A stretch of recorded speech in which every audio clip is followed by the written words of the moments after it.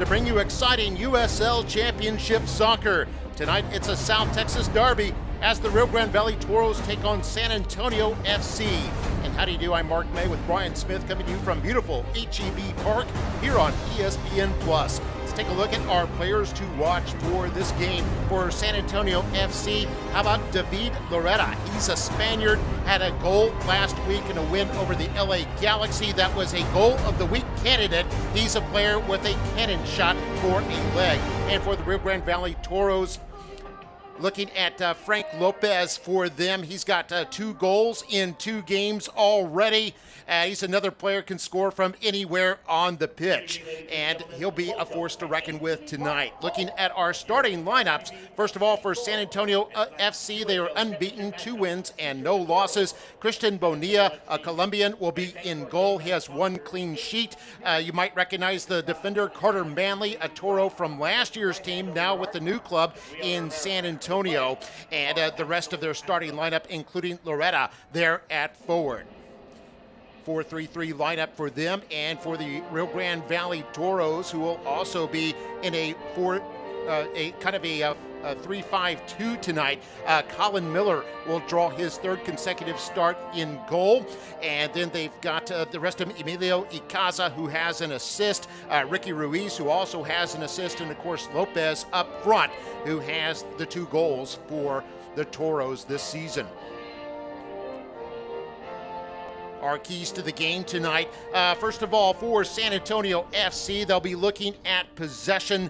They're a team that likes to kind of control the pace. And then for the Toros, being aggressive up front will be a big key for them, as they need to generate more shots on target. Only 2 shots on target in each of their last 2 games. So they'll be looking to get with that. So we'll take a break now. We'll continue with more USL Championship Soccer on ESPN Plus when we come back.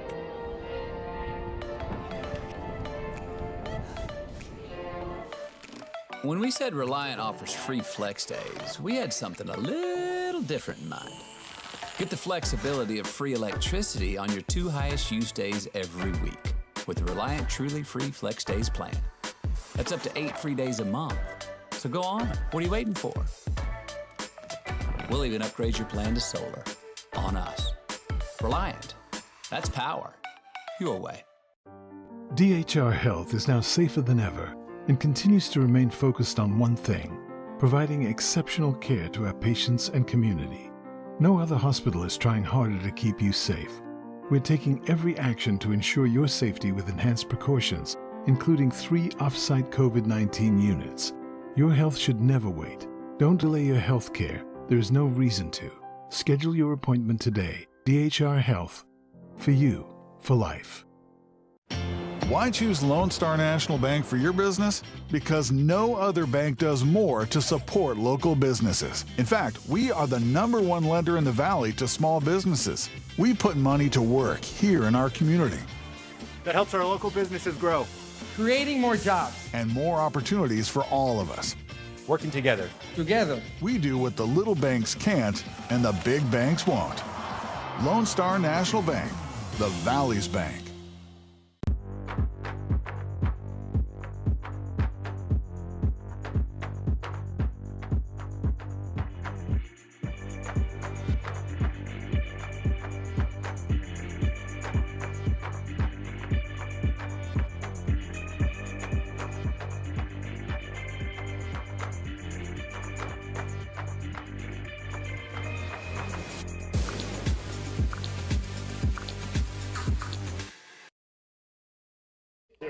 And welcome back to HEB Park. There we see the Zona Naranja, the orange zone, is all set and ready. They've got their instrumentation, they've got their flags and other pomp and circumstance all set, ready to celebrate tonight. Looking for some goals from these Toros. The Toros haven't scored since their home opener. That was a 1-0 victory over the Oakland Roots. Then they went to California for a 2-game road swing and suffered a couple of 1-goal losses. One at Orange County, that was 2-1, and then they lost at LA Galaxy to Los Dos beat them 1-0. And now the Toros back at home, looking to stay unbeaten here at HEB Park tonight. For San Antonio, we mentioned they're off to a 2-0 start, their best start since 2017. They opened with a 1-0 victory over Detroit City. That was in the Alamo City. And then they went to California. They beat LA Galaxy 2 by a score of 2-1. San Antonio will be wearing the black and white tonight. They'll be moving from right to left. The Toros, meanwhile, will counter with the blue jerseys and the white shorts, orange numerals. And we're all set, ready for a kickoff here at HEB Clark. Kind of an early start today, 6:30 kickoff instead of the usual 7:30. Let everyone get home a little bit early so they can be a little more chipper when they report to work or school tomorrow. We're all set to begin. It's going to be Frank Lopez to kick it off, and we're underway here at HEB Park. Toros, a strong possession team. They're one that like to maintain possession and take their time, be patient, and look for the buildup. We see Colin Miller is making his third straight start in goal after Tyler Derrick started the opener. Derrick getting a clean sheet in that opener. But it's been Miller as of late. See a back pass here played forward by Daniel Luis Saez out of Havana, Cuba. He's actually defected to the United States. He was a Cuban national, and while the team was playing in the Gold Cup in the United States, after that tournament, he defected to the United States, and now he's playing here in America. It's going to be a goal kick here. Colin Miller, the goalkeeper's from Bel Air, Maryland, 25 years old. Has outstanding instincts when it comes to facing penalty kicks. Faced one against the LA Galaxy, was able to save it, but the Galaxy scored on the rebound, and that ended up being the game winner, 1-0. So kind of a hard luck finish there for the Toros out in California. See San Antonio trying to establish themselves here in the Toros' half of the field. Kicked up field by the Toros there. That was Robert Coronado. Sent it all the way down. It's going to go out for goal kick. In goal for San Antonio is Christian Bonilla. Or actually, I think this is going to be a corner kick. Last touch by San Antonio. Christian Bonilla from Colombia leads the USL right now with 5 saves in 2 matches, has 1 clean sheet. So we're going to see our first corner of the game. Toros will take a short corner. So it looks like Isidro Martinez. Martinez, a local product, played his high school ball in Brownsville, just about 60 miles to the southeast of where we are in Edinburgh. Also played his college ball a little closer at the University of Texas, Rio Grande Valley. Was a Vaquero, and now he's a Toro. Martinez actually was with New Mexico United last year and rejoined the Toros this year. There we see a foul. That's going to be a foul committed by Loretta of San Antonio FC, and this will be the free kick now for the Toros. Looks like Martinez will be taking it.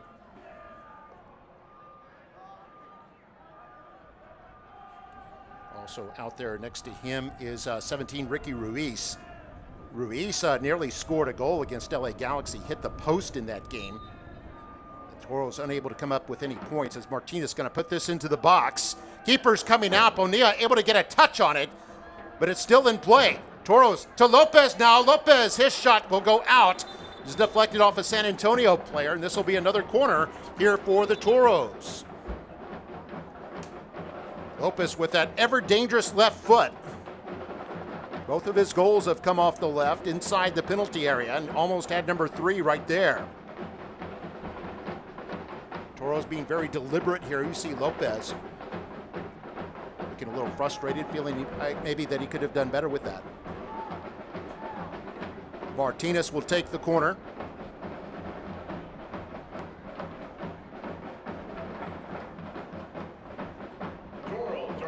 Toros have 5 players in the box, plus 2 more just on the outside edge.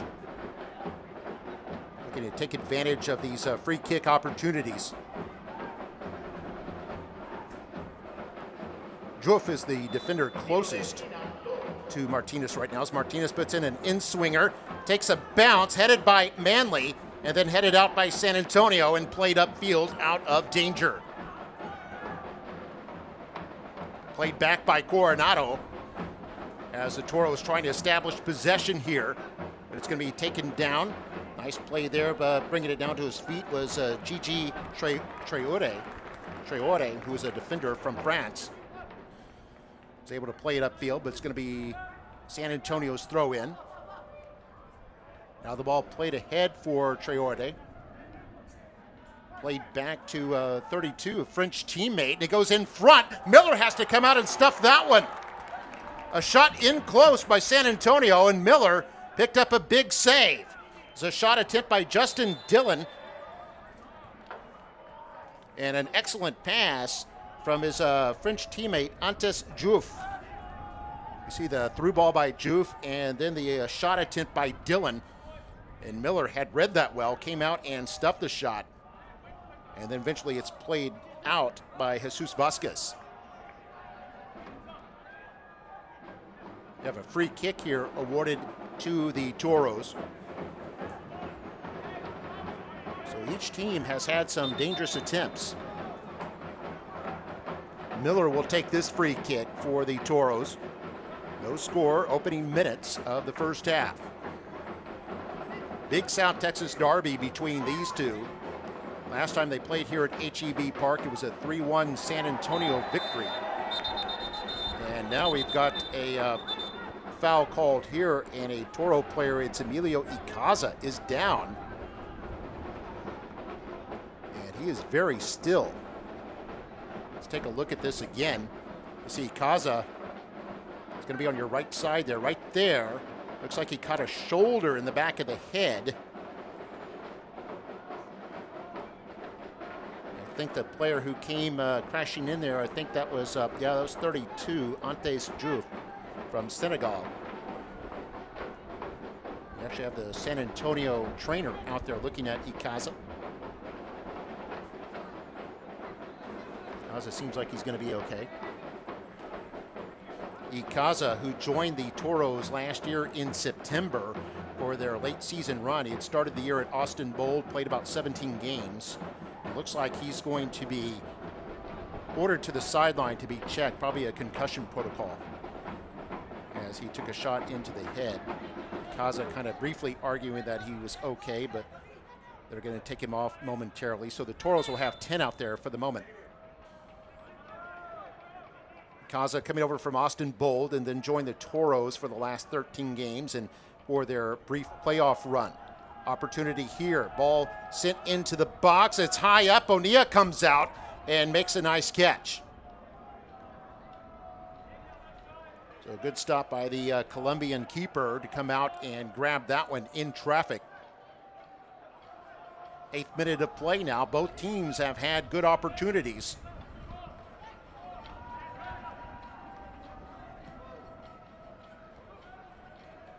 Long kick here, all the way to the box of the Toros.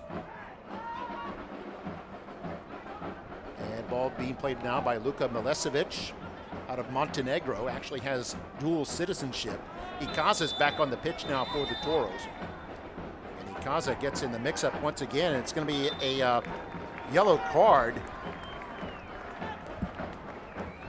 Trying to see who it's on. It was on one of the San Antonio players, but that's the first yellow that we've seen this evening. Big game here between San Antonio and the Toros. Nice derby. Of course, these two teams met in the playoffs last year in the Western Conference. Ended up being a 3-1 San Antonio victory. That was up at Toyota Field in San Antonio. Second round of the playoffs. First time the Toros had been that far in the playoffs. And Milesevic will send it down in toward the keeper. An easy pickup for him.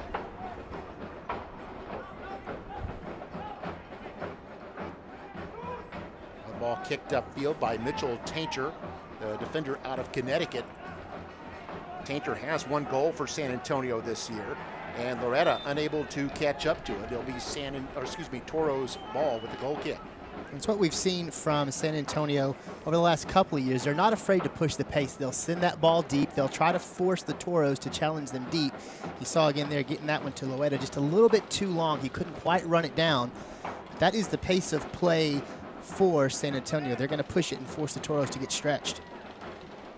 So quick pass up to midfield. That's Lopez, unable to get turned, so he passes it back. And Lopez will head downfield. Icaza will send it into the middle. Martinez there. And quickly the Toros reversing the attack over to the left side. Got some more space to work with. Borchek handling it now. 22-year-old rookie, I think, was offside. Former Horizon Player of the Year at Oakland. And first offside today on the Toros. Borchek is a player that the Coach Cabrera is pretty high on. During the week or right before they left for California, Coach Cabrera was talking about him, and we asked Borchek how he was getting used to the pro game. He said obviously it's a lot faster than what he was used to in college, and also his style at the University of Oakland was more of a counter-attacking style. So he's trying to get used to the Toros style of play, which, as you pointed out, Brian, is more of controlling the ball throughout. Chance here for San Antonio, but cleared out by the Toros. San Antonio trying to reestablish the attack now, going to the left side. Going to send it.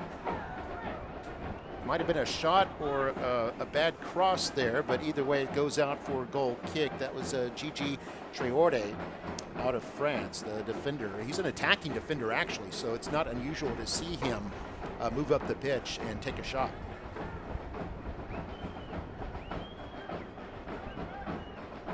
Miller having a quick conversation there with Vasquez, trying to get that back line defense set up for the Toros. So you see San Antonio has really been pushing the pace. The Toros have been back on their heels. They've got to get set, allow themselves to push forward. And here's San Antonio able to generate another turnover before the Toros can move it into the San Antonio half of the pitch. Long pass is going to go out. They were trying to hit Elliot Collier, who's a forward out of New Zealand. Unable to come down with it. Coronado will throw it in. Coronado out of Abra, California. One of several California players on this Toros roster this year. Coronado will throw it in. There's Lopez trying to get control. Tight marking there by Fabian Garcia of San Antonio. Garcia's been a thorn in the Toros side before. Had a game-winning goal last year in one of the games at HEB Park. Now we've got another stoppage, and this will be a free kick here for San Antonio. I believe that's the first foul on the Toros. Official is checking Frank Lopez, who has already suffered a couple of hard tackles early on. That's what happens when you're the leading goal scorer for your team. You become a marked man. A little discussion there prior to talking to Lopez. He had a small conversation with Mitchell Tantor for San Antonio, so probably just explaining what is and isn't going to be allowed, the amount of contact in this one, especially as those two go to work, as they have been, we'll say, mixing it up quite a bit in the midfield. Fabian Garcia sends it forward. Bounces off a few players' feet before Milesevic is able to send it downfield. And now a chance here, sent forward for Lopez, moving in onside. He shoots, save made by Bonilla. And then played out by Carter Manley. And San Antonio trying to dodge another bullet here. Good save by Bonilla against Lopez, who had a clear opening here. Get another look right here, just a nice takeaway, slip, and then here comes Lopez.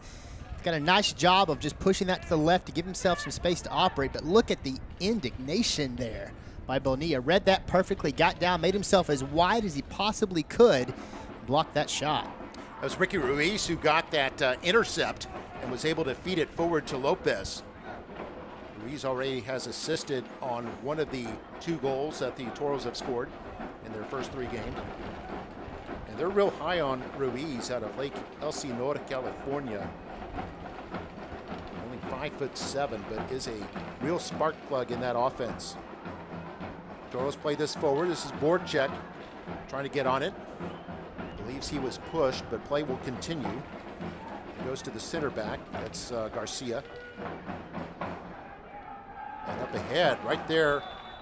I thought there was an opportunity, but it looked like it was offside as they were getting it up to Collier.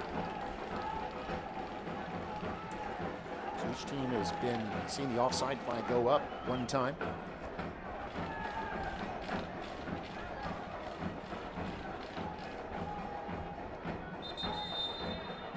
And Daniel Luis Saez from Havana, Cuba, one of 2 Cubans on this Toros team.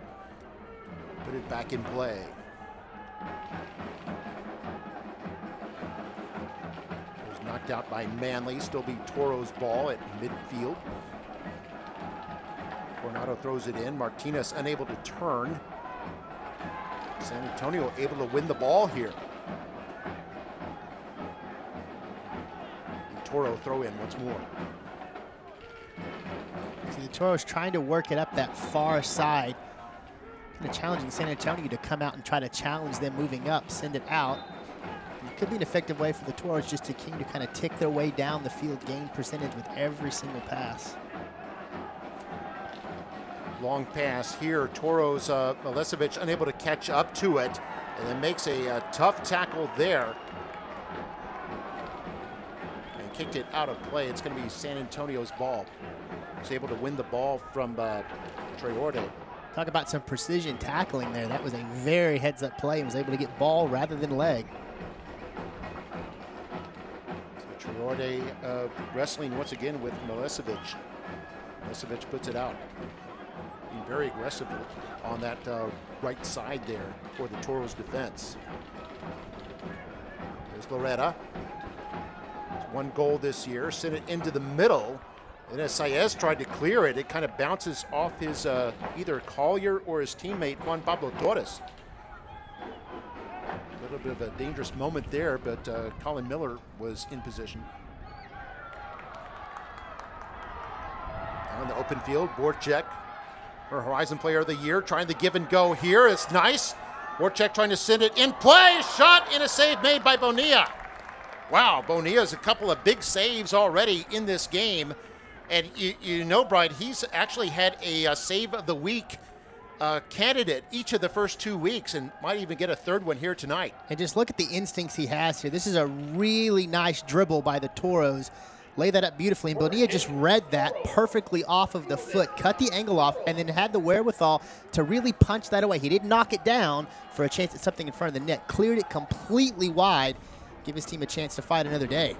And Martinez will take the corner kick, 3rd of the game for the Toros, who already have a lot more offense than what we've seen in the last couple of weeks. Martinez to send it through, kicked out by San Antonio. Not completely out of danger yet as Coronado keeps it in play and will send it toward his teammate Lopez. Lopez with some space to work with into the area. Icaza couldn't quite get the handle on it, and San Antonio coming back the other way now. Tackle from behind. This is going to be a yellow card. Have a rash tackle there by Ricky Ruiz, and that'll be his 2nd yellow this season. Get a look right here. He's behind on this play, and in the process of just trying to get in there and make something happen, players coming by him, so he just gives him a little hip check, holds on to him, says, slow down, big guy. So Ruiz stands only 5'7", but has a lot of speed. But does have his 2nd yellow of the season now.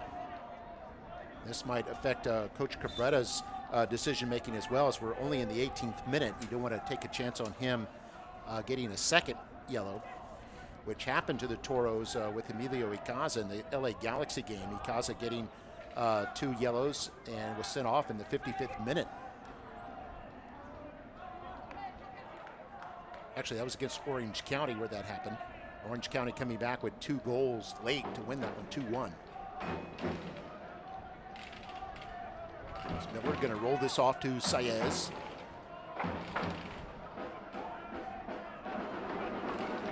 Now Borchek trying to get turned.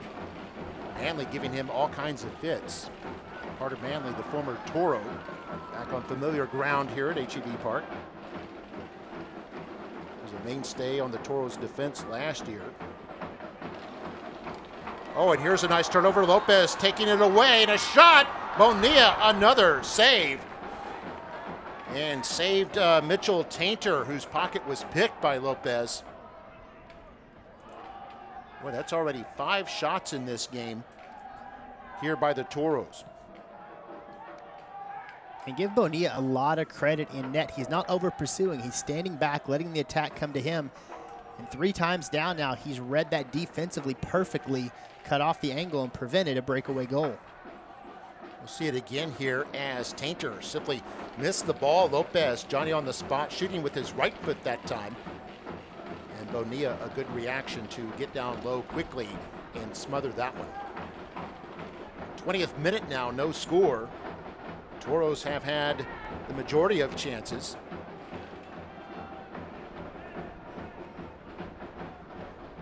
Now we see Collier unable to gain control before it goes out of play. There's going to be a goal kick here for the Toros.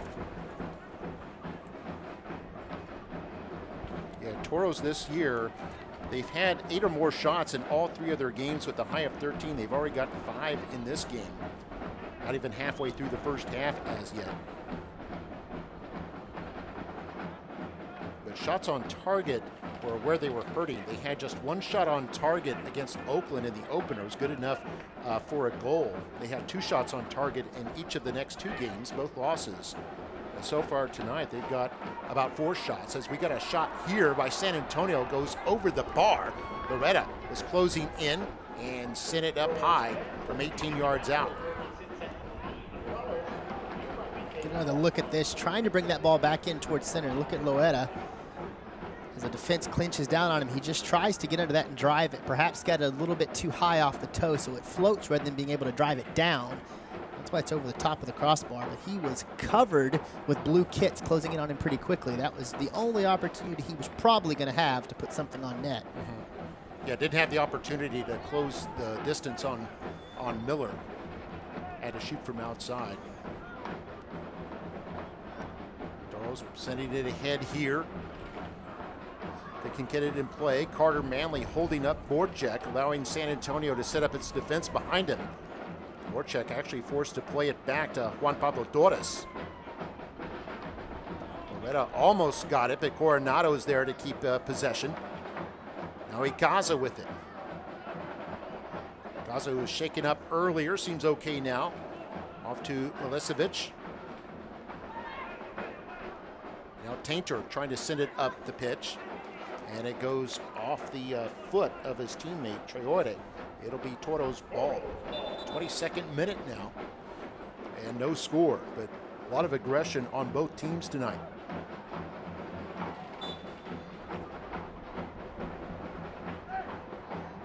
Milicevic, who has played professionally in Montenegro and also in Serbia in their Super League, threw that in.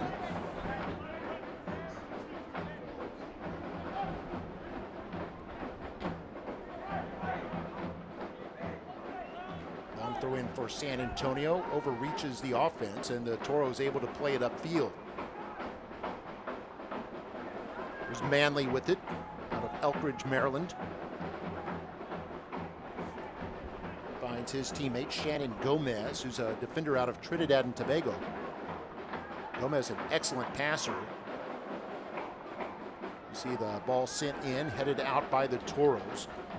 Attempted cross by Connor Maloney, who's wearing the captain's armband tonight.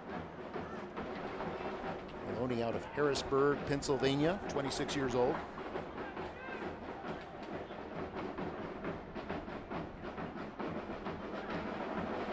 Back pass there by Maloney. Cross attempt blocked by Isidro Martinez. Now Martinez with it at the back, able to send this one forward out of danger. Fabian Garcia on top of it, a long shot, and Miller is there. Garcia, we've seen him score on set pieces from distance before, and Miller was ready and had good position. An attempted cross there by Tainter goes out of play. It'll be Toros' goal kick. Tainter, who's out of Connecticut, 6'1", 169 pounds, just 27 years old. He's 1 goal this year. It looked like that one just got kind of up in the wind. He was trying to drive it and bring it back in on the cross, but once it got up in that jet stream, it just kind of looped out. But I think it's a good decision if you're San Antonio to that point. You want to try to generate a little bit of a challenge on Miller. As RGV's had the last couple of really good looks, you want to push that momentum back your direction offensively and see if you can squeak something through.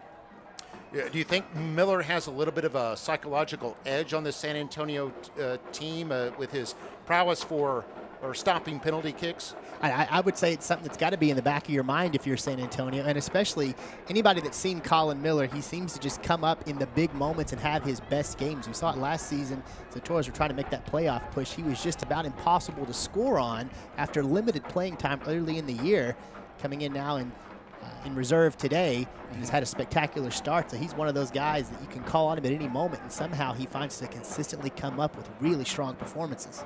Yeah, he didn't see any action last year for the Toros until August, early August, when Tyler Derrick got injured at Real Salt Lake, and then came into play and just really picked it up and hit the ground running.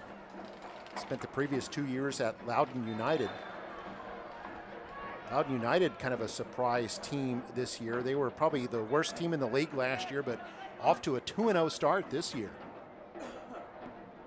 They're kind of the St. Peter's of the USL, if you will. We've been following the college basketball. Coronado will play this up, and here's Borchek with it. Ahead to Ikaza. Ikaza, an effective playmaker in that midfield for the Toros. Was trying to play it back to Coronado, but goes out of play. It'll be San Antonio's ball.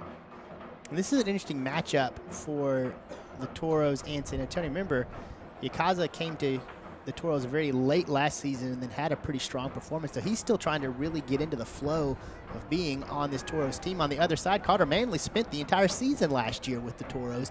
Now he's bringing some of that experience over here. Perhaps he can give you a little look, if you're one of his teammates for San Antonio, into what the Toros style of play is going to look like and how you can read into what's happening on the attack. Well, there's going to be a foul on Milesevic. See right there, got mixed up and knocked down Traoré. Second foul on the Toros. San Antonio, another one of those unbeaten teams.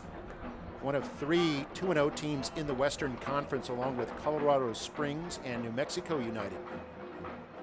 Off to their best start in 5 years. And of course, last year was a big year for them. It was their best season ever. They went 14 with 8 losses and 10 draws, 52 points. They were second in the Mountain Division and advanced all the way to the USL Final Four, where they lost to Orange County. Orange County, the eventual league champion, defeated Tampa Bay in the final. Long pass down here, and Fabian Garcia forced to play it back to Bonilla. Bonilla's got a powerful kick. That's the second time we've seen him nearly reach the Toros box on the fly with his big kicks. Coronado up ahead for Borchek, who looks like he was fouled from behind by Manley. And this could be a booking. I don't think it is. The official's going to just give him a talking to. I think it's a good call to be made right here. There's a little bit of contact coming in, but Carter Manley didn't specifically play through his body, just applied a little pressure from behind. So have a quick conversation with him. Let him know, if you're the official, that you want it to be a little cleaner than that, and move on with your evening. Here's Ikaza. Ikaza had a couple goals, couple of assists for the Toros last year. Assisted on the goal in the 1-0 victory over Oakland. This ball goes out of play. Coronado's going to throw it in. Coronado making his third start in 4 games for the Toros. He's a versatile player. He's played at defender and midfield already. He's playing at defender tonight. Although we are seeing him kind of aggressively come up the field. The Toros using a 3-5-2 formation with just 3 at the back and 5 in the middle. One and a half superior numbers in the midfield area. Hoping that generates into more offense, which so far it looks like it's been working. Down low to Ricky Ruiz. Now Lopez with it. Lopez trying to get turned, unable to. He's knocked down. Play will continue. And Garcia able to clear it upfield into space here. And flag was up.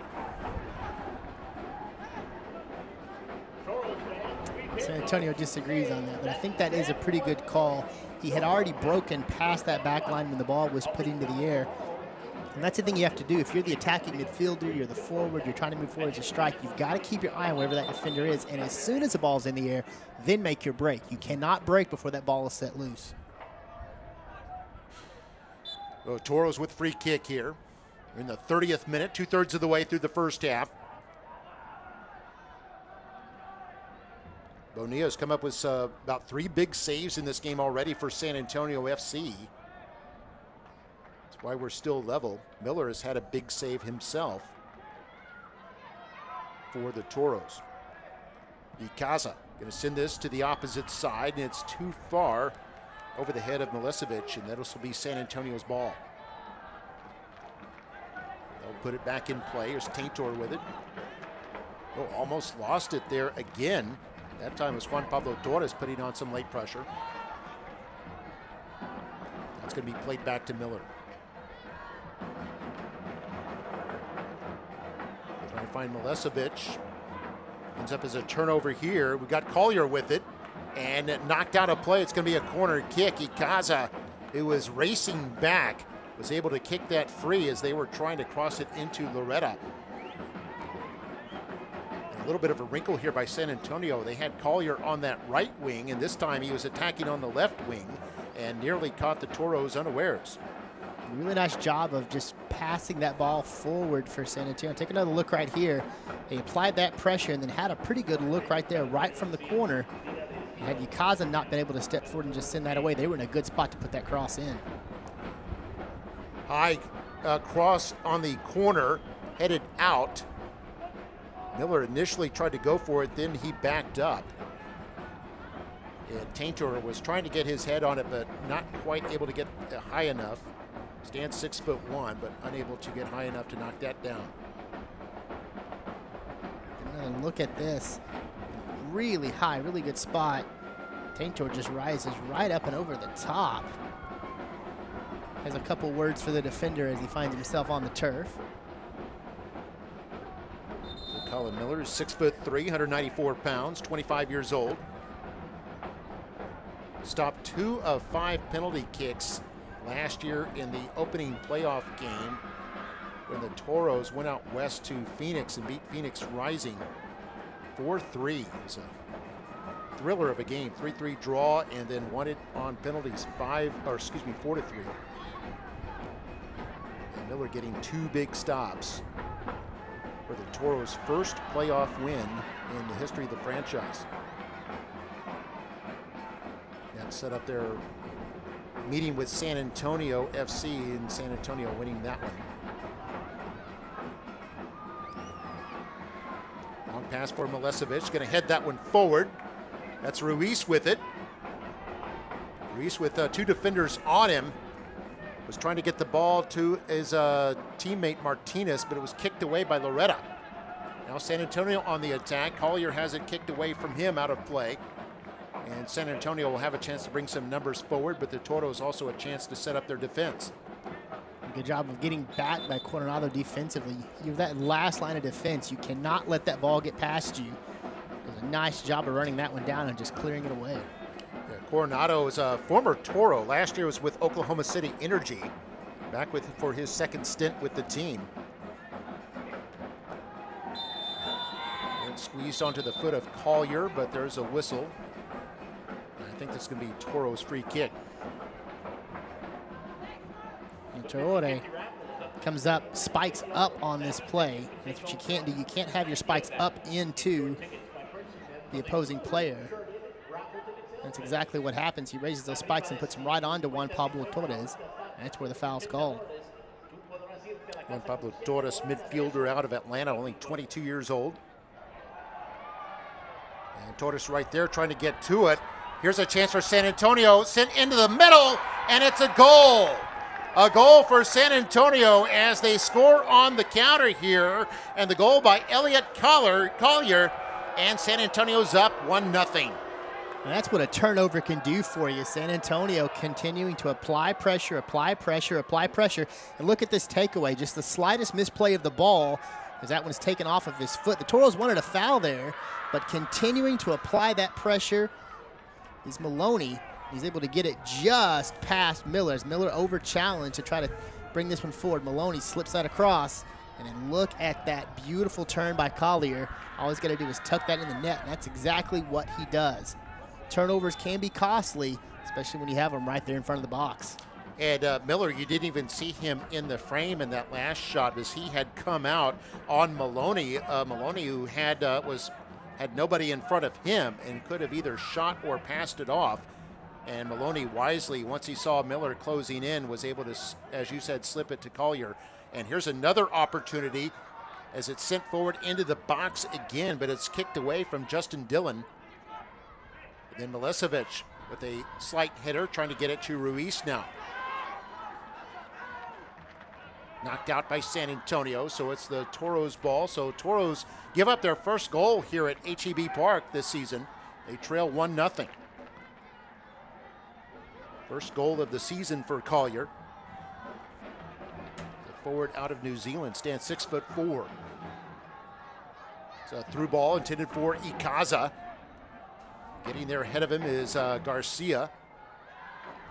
Ball goes out to be a Toros throw-in a dangerous position. Just about 10 minutes and change to go here in the first half. We've got a new dynamic now with our first goal on the board.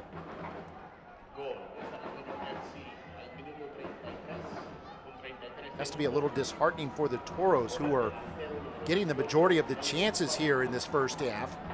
But San Antonio able to generate the turnover and then get a goal out of it. And now we've got a yellow card being shown to Collier. He and Loretto kind of in the mix there with Isidro Martinez. And Collier's been trying to earn that card for a couple of minutes now. Very physical, very aggressive. And you see here, I mean, he just brings Isidro Martinez to the ground. And in the process, see right again right there, he and Martinez having a conversation about that last tackle, and then Collier comes up and pushes Martinez. Earns that card. He's had a couple of, we'll say, fruitful conversations with Toros over the last couple of minutes as he continues to be very physical in the midfield. And that was perhaps one too many physical plays. So a free kick in a good position here for the Toros. It's Ruiz and Martinez standing over the ball. San Antonio has kind of a loose wall set up at the top of the box. Not a firm wall. It's going to be Martinez to chip it over into the box. Headed out by Collier. Used his 6'4" frame to get that one out of danger. Not cleared yet as Toros still trying to keep possession here. And here's Ruiz. Ruiz will send it forward. Ikaza looking to cross. He does, and right to the hands of Bonilla.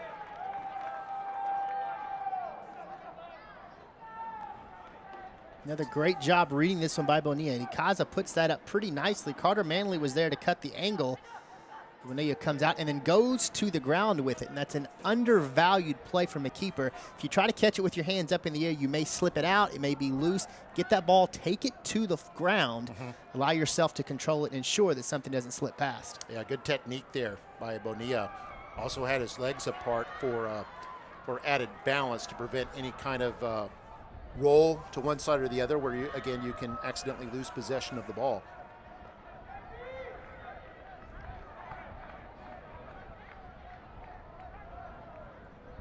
Remember the former Chelsea keeper, longtime keeper, Peter Cech was real good at that. It's textbook, especially if you've got a lot of bodies flying around you. You don't want to perhaps have a little bit of a bump cause that ball to come loose. Take it all the way to the ground. There's Loretta trying to get position, but it was kicked away from him. And now a shot from outside is just wide. And San Antonio starting to creep up. Their offense ratcheting up here. This is Maloney, their captain, who misses wide to the right side. It was a really good strike. Colin Miller did everything he could to try to pick up as much of that green grass as he could, but spectacular strike by Maloney. Placed it pretty well, just a little bit wide left. It was Loretta who was trying to win a chance just a moment before that.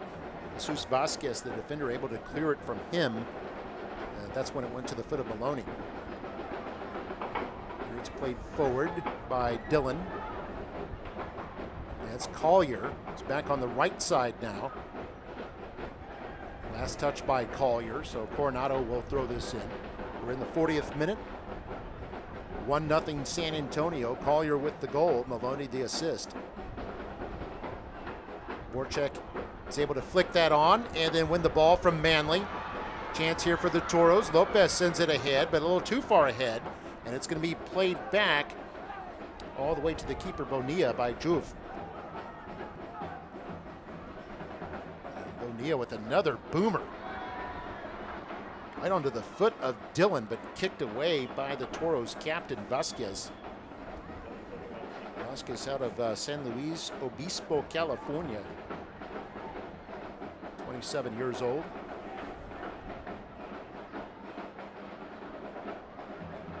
There's Collier. Good move there to Dillon. Dillon in the area is able to shoot. Save made by Miller.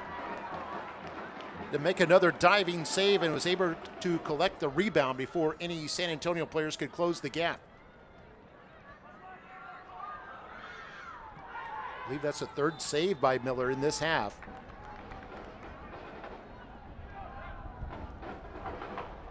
We've got a free kick here near midfield. This will be, or is it going to be a throw in for San Antonio? Another really good strike. Colin Miller stretches out, gets a little bit of hand on that, enough to knock it down. Sometimes that's all it takes. Back pass to Miller. Now send it forward to the right. Milicevic unable to get control, though. Taken by San Antonio into the box, and Miller has to smother that one. If he doesn't, it's a goal. Loretto is standing right there on the doorstep. A terrific cross there by Traore. Again, the pressure continuing to mount for San Antonio. You know, early on, it seemed like the Toros were the ones getting the good opportunities. They're just completely shifted in the direction of San Antonio right now. San Antonio, as we mentioned, 2 wins and no losses this year. As it goes to Manley, Bonilla is going to come up and play it. They beat Detroit City, which is a new team this year in the USL. Also LA Galaxy 2. Los Dos, as they call them. Some pressure here by the Toros. Garcia with it. Send it ahead. Maloney will play it forward. And Collier. His pass knocked down by Milicevic. It'll be San Antonio's throw-in here with about 3 minutes and change remaining in the first half. And an up and down first half with both teams with good chances. Here Ruiz steps in front, makes an intercept. Milicevic will send it forward, looking for Lopez there. He'll head it to Icaza. And now Coronado running up from his defensive spot. Icaza running forward. He's still marked, though, as Coronado is able to get it to him near the touchline. Icaza looking to cross it here. Maloney won't give him the space. Now Coronado. Toros being very deliberate here as Icaza is going to send this right side. Milicevic tried to chest it down. Traore able to clear it for San Antonio. It just looked like a vacuum there, didn't he? As Milicevic tried to come around, he just stopped it right there with his legs and headed back the other direction. A through ball. Milicevic trying to run onto it, but Traore will take no chances and will send that out of play.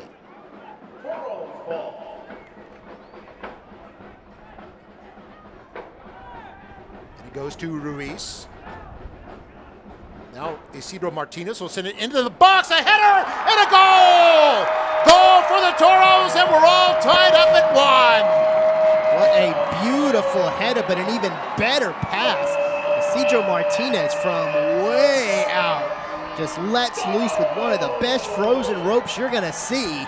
Drop that right in the box, and an even better job Borchek of jumping up, getting ahead on that, and that slight little whip of the neck gives it the angle it needs to hook right in that left corner. Spectacular setup and even better finish. There's great geometry here. Martinez, and look at that.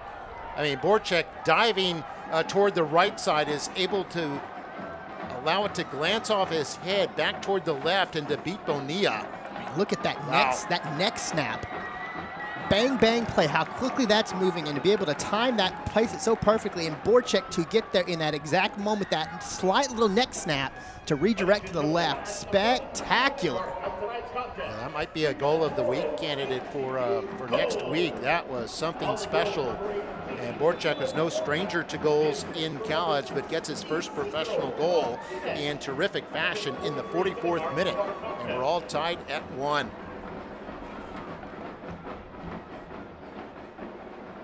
Efforts by the Toros paying off here at the end as we see Miller with a spot of bother, and it ends up in San Antonio's feet, and it's going to be a goal. And that's Loretta, who grabs one back and puts San Antonio back in front 2-1, and the Toros can't believe it. Talk about a response. You get such a powerful goal from the Toros to come right back if you're San Antonio.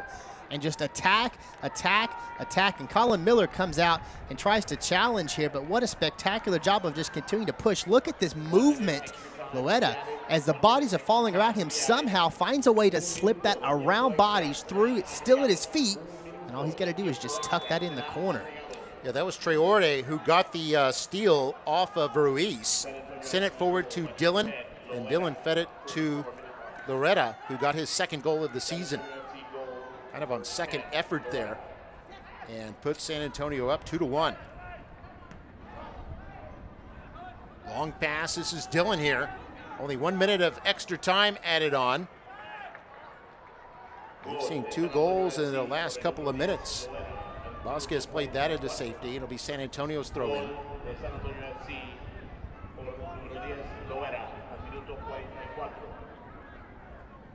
2-1 our score.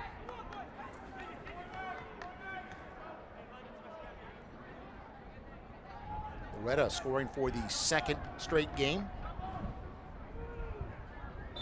There's the throw in, should be just about done, and there we are. We're at halftime, 2-1 our score. San Antonio FC, the couple of goals, and the Toros with the goal in between. And we're seeing some good action here. We're going to see a lot more in the second half of play. It's 2-1 at the break here at HEB Park.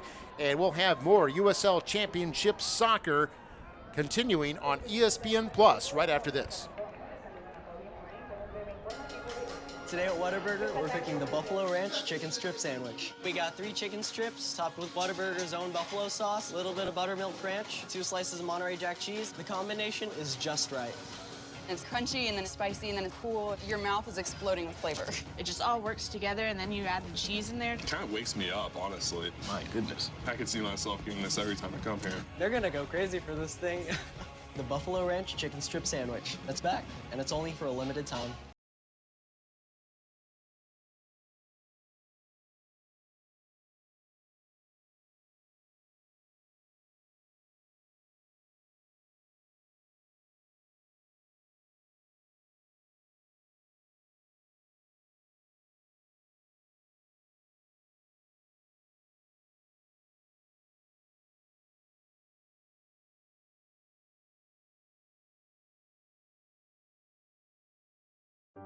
DHR Health is now safer than ever and continues to remain focused on one thing: providing exceptional care to our patients and community. No other hospital is trying harder to keep you safe. We're taking every action to ensure your safety with enhanced precautions, including 3 off-site COVID-19 units. Your health should never wait. Don't delay your health care. There is no reason to. Schedule your appointment today. DHR Health. For you, for life. Why choose Lone Star National Bank for your business? Because no other bank does more to support local businesses. In fact, we are the #1 lender in the Valley to small businesses. We put money to work here in our community. That helps our local businesses grow. Creating more jobs. And more opportunities for all of us. Working together. Together. We do what the little banks can't and the big banks won't. Lone Star National Bank, the Valley's bank. And welcome back to HEB Park. And there we see the symbol for our halftime sponsor here. Brian, take it away. Yeah, special thanks to our halftime sponsor, Live Oak Vodka, official vodka sponsor of the RGV Toros. Plenty of action to start the USL season now in week number 2. Let's take a look at our USL weekly recap.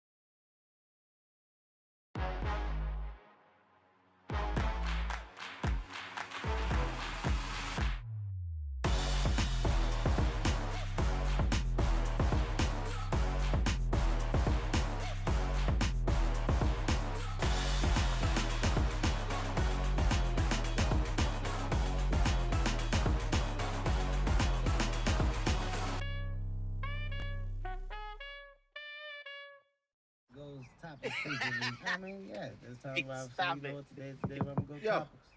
Roll it down. I am. You don't need a car to listen to Sirius XM. You can listen anywhere. You know that, right? What? Kevin Hart's Laugh Out Loud Radio. Kevin, you could use your phone. What?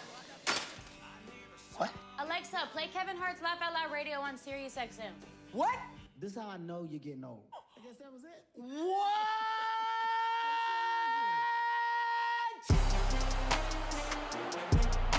That's it! San Diego Demons!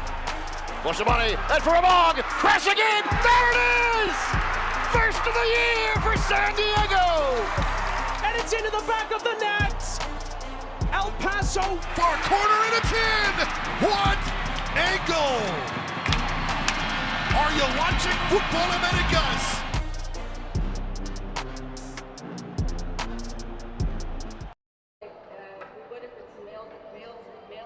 That is your USL Weekly Recap. Take a look at your team of the week, as Las Vegas Lights forward Danny Trejo has been voted the USL Championship Player of the Week, presented by Coney eFootball. Trejo led his side to a 2-1 victory over Phoenix Rising FC, scoring a goal and an assist in the win, and was instrumental in directing attacks in that victory. The rest of the team you see on your screen right now, presented by USL Media Panel, including a face you may be familiar with from this evening, defender Mitchell Taintor for San Antonio FC makes that all-week team. A couple of really strong performances to put teams and players on that list. 3 games in action across the USL tonight. Final already coming through out in Sacramento. Sacramento defeats Tulsa 2-1. At the half, Atlanta trails Charleston 1-0, and you know what's happening here with RGV trailing San Antonio 2-1. Also, USL Open has a Lamar Cup schedule coming up. There's a second round of Lamar Cup US Open set for the 2023 schedule. This includes San Antonio FC, who's going to host Defeaters Kicks Soccer Club on Tuesday, April 5th. That's a 7:30 kick. And RGV FC is going to also host USL League One side. It's North Carolina FC on Wednesday, April the 6th. That at Med Soccer Park, 6 p.m. kick there, as you see your upcoming schedule for San Antonio FC. Got a couple nice games on tap still.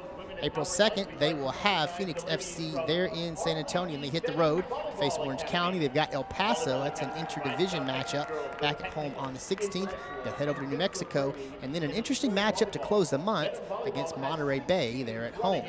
It's Monterey, California, by the way, for those who might be wondering. And on the other side for the Toros, take a look at this schedule left for them.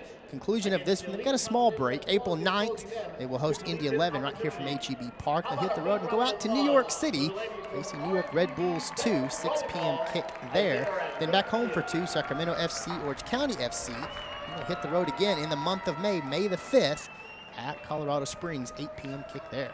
So the Cinco de Mayo against California, or against Colorado Springs, and you can see Colorado Springs switchbacks up at the top of the table too, don't we? And they had a strong start to their season last year and carried that all the way through. At the top still, 3 performances, 3 victories, 9 points for them. Second place, New Mexico United's got 2 victories in their 3 performances. San Diego Loyal, Las Vegas Lights, there's San Antonio FC, Phoenix Rising, Orange County, Toros still trying to kind of work their way back into that top half right now. 3 performances, only 1 victory in that. And then rounding out the standings, El Paso, who was a very strong team last year, 3 starts in this one, has only picked up draws. Yeah, they lost a thriller to Las Vegas last week, 5-4. All 9 goals coming in the second half of that game. And Vegas, one of the weaker teams last year, but you can see they're near top of the table, while El Paso Locomotive, the Mountain Division winner last year, is still struggling. So some exciting things going on in the USL's Western Conference. Let's go ahead and take a break. We'll be back with some highlights and some stats for you when we come back. This is USL Championship Soccer on ESPN+.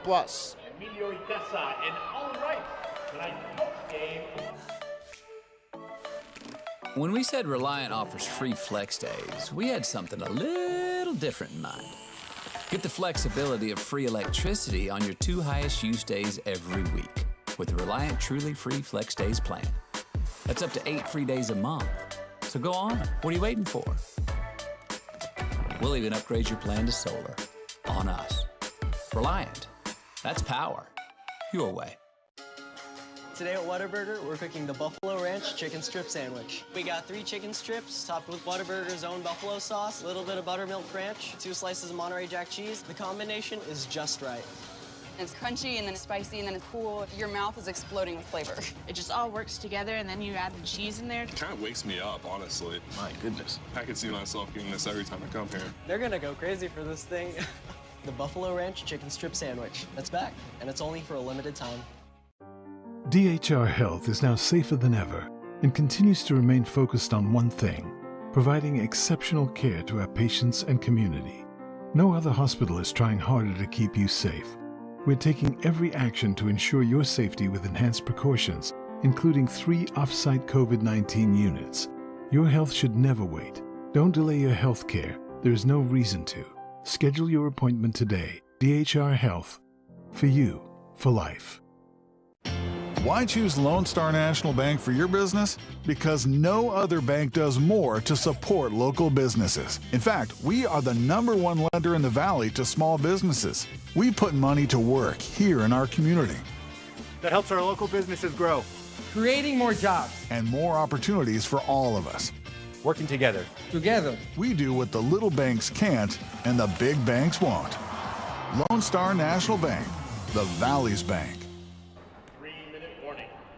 San Antonio leading it 2-1. Time to look at the first half highlights, and we had quite a few, didn't we, Brian? Yeah, what's some highlights to talk about? You expected defense to rule, but it was the offense that really broke through big in this one. Look at this opening goal by San Antonio FC. Collier finds the corner, sends that one home. Another angle at this, and what a great job defensively to set up this attack. Mahoney sends that one back across. Collier, nobody there to challenge. He cooks that bottom corner. Coming back the other way, take a look at this attack for the Toros. Isidro Martinez on a rail. Borchik cooks that into the lower left corner. Little whip of the neck. Take another look at the angle here. Isidro Martinez like a magnet. Borchik even better. Gets it right past the net. But coming back the other way, San Antonio was not going to be withheld offensively here. And look at the scramble to get this ball through. Somehow, Loretta has it. Finds the corner and tucks that one in like a magician. Harry Houdini with the ball at his feet. Take another look. Right place, right time. Somehow slips that through. It's still at his feet. And he just lays it in. 2-1, the San Antonio lead at the half. Yeah, that ball took kind of a bounce in their favor. It had some top spin on it, and as Miller made the save, when it goes over him, it takes that forward bounce right to the foot of Loretta for the go-ahead goal. Here's your match stats at the half. You know the advantage for San Antonio, 2-1, but shots actually pretty even in this one. 4 for San Antonio, 3 for the Toros, 2 each having shots on target. Possession is the interesting mark, however. As you see, as is expected for the Toros, they're going to control the ball more. They're going to control pace of play. They got the advantage currently, but the goals are favoring San Antonio. When they've broken through in a big way. 2 offside and 2 yellows against San Antonio, 1 each for the Toros. Another big stat to look at as you look over those final standings. I think it's going to be a good conversation about how total passes are happening The Toros, of course, passing significantly more than San Antonio. It's a part of their style of play, but their passing accuracy not significantly higher. And if you're the Toros, you want to see a much higher passing percentage, specifically as you're trying to get attacks built. So that will be something to watch in the second half, is can the Toros find a little bit more success slipping balls through and creating more opportunities. You know, both goals by San Antonio came off of turnovers. They were able to put on some pressure, get some turnovers in the right at the edge of the attacking third, and then produce some scoring opportunities. So, yeah, the possession is down for them, but they don't really need possession with that style of attack they have. And they just kind of applied the press, and one time it was Maloney able to slip the ball to Collier, and then the second time it was a great pressure by Traore, who was able to get a turnover and get it up to Dillon, who quickly head-manned it up to Loretta, who was able to get this goal on second effort. Yeah, they're not afraid to get out and run, and you knew that coming in. This is a San Antonio team that wants to get out and send those long balls. They want to stretch those legs. They want to make the defenders have to run side to side, corner to corner, chase those balls down. You expected to see that. Toros did a pretty good job as Chucky's taking this one in with us. I didn't know Chucky was a Toro fan, but I guess he is. And you expect to see San Antonio push the pace, and that's what they did in the first half. What's really surprising, though, is that they didn't get their goals necessarily off of pushing the pace of play. What they got it off of was their defense being able to force turnovers in key spots, and they find ways to finish. There we saw Borchek, the Toros goal scorer, a moment ago, is blonde locks, taking a drink of water. He's played 63 games in college at Oakland U with 20 goals and 15 assists. I was talking about how he was no stranger to goals back in his college days, and picked up his first professional goal here in the first half this evening. Former Offensive Player of the Year in the Horizon League, and did a great job with that header in the first half off the feed from Isidro Martinez. Well, the teams will be switching ends here to start the second half. We see a lot of fans here tonight. Looks like a local girls soccer team in the house, enjoying this one. And of course, all of them checking their social media, I'm sure. And now see themselves on the Jumbotron. They looked at the replays of that Borchek goal, and they said, well, wait a second, now we're on the Jumbotron. Let's move on past that. They've seen some pretty good offensive scoring here in the first half. Quick substitution very early on, this time for the Toros, as Akwe is going to come in. He will replace Saez to open the second half. Akwe, the 6-foot player from Ghana, just 25 years old. That'll help really kind of shore up that back line for the Toros. Not that Saez played poorly in the first half. In fact, he did a really nice job on a couple of breaks. Akwe is going to give you a little bit more size. And that may be what Coach Cabrera is looking for, is more size on that back line, especially here in the second half. Try to get in there and challenge a little bit, not allow so many of those passes to get through. Now, Akwe started the first two games, did not play in the third game Wednesday against LA Galaxy. So he'll come on for the second half here, our first sub of the game. And we're underway in half number 2. Akwe will play it forward here, and the Toros, Borchek trying to run onto it. Lopez was trying to backheel it to him. I think it goes out of play, or maybe a foul on Lopez near the touchline. 8 fouls called on San Antonio in the first half, just 3 on the Toros. One of the San Antonio players shaken up just a bit. It looks like Fabian Garcia. I'm going to look at the angle. A great angle we've got on this one. As Lopez comes in, Garcia just kind of clips him on the heel, pushes him as he goes out, and then as soon as he's called for the foul, Garcia's now got an injury too. He needs to stretch out that right leg. Yeah, so it was a foul. Free kick there for the Toros near the touchline. Coronado playing it for Icaza, who was trying to turn but has the ball stuffed out of play. Coronado will step up, throw it in again. Here's Lopez. Trying to get turned there, but it's kicked away from his foot and now sent upfield. Toros putting on some pressure there, as we saw Jesus Vasquez send it down forward. And now the ball out of play. It'll be long to the Alamo City. These two teams about 220 miles apart. The closest regional rival for Rio Grande Valley. And hence the South Texas Derby. Always see some spirited play when these two mix it up. Martinez sending it down forward. No one there for the Toros, however. And Bonilla will come out to play this one. Mia with a terrific first half with 3 big saves.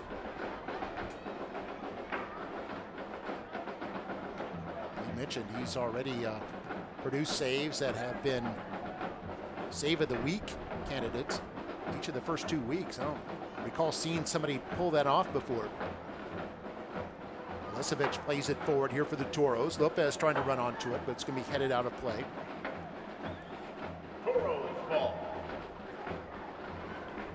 Toros with a good chance to kind of make a run if they can get a result here tonight. They've got 3 of their next 5 at home. As Ruiz sends this one forward, unable to get fully turned on it. Might have gone off a San Antonio player. Yeah, this will be a corner kick now, the 4th of the game for the Toros. But to your point, Mark, Toros have been traditionally a very strong team at home. They play great defense, and defense can typically win when you're on your home pitch. Another big victory here after getting the season opening victory. Go a long way toward propelling their way back up those standings. Yeah, Toros all time at home are 14 games over 500. And away, they are 27 games under 500. So, yeah, you're right. Ball on the right wing here. Martinez trying to get some space, sends it in, but headed out by San Antonio's defense. And now Loretta has it. The diminutive Spaniard racing upfield, being chased by Lopez now. Waiting for some help, now tripped up by Lopez, and this will be a free kick in a dangerous position, and a yellow card being shown to Lopez. It'll be his first of the season, and the second of the game on a Toros player. You see there, Lopez just undercuts the legs of Loeta as soon as he comes out, and Lopez doesn't even challenge that. He knew it. So they got their cleats tangled as he was coming back around, and comes over and gives Loeta a little pat on the hip and helps him up. The top 2 strikers for each team. Lopez, who leads the Toros with 2 goals.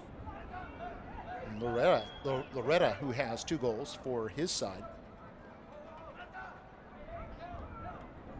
Scored last week against the LA Galaxy.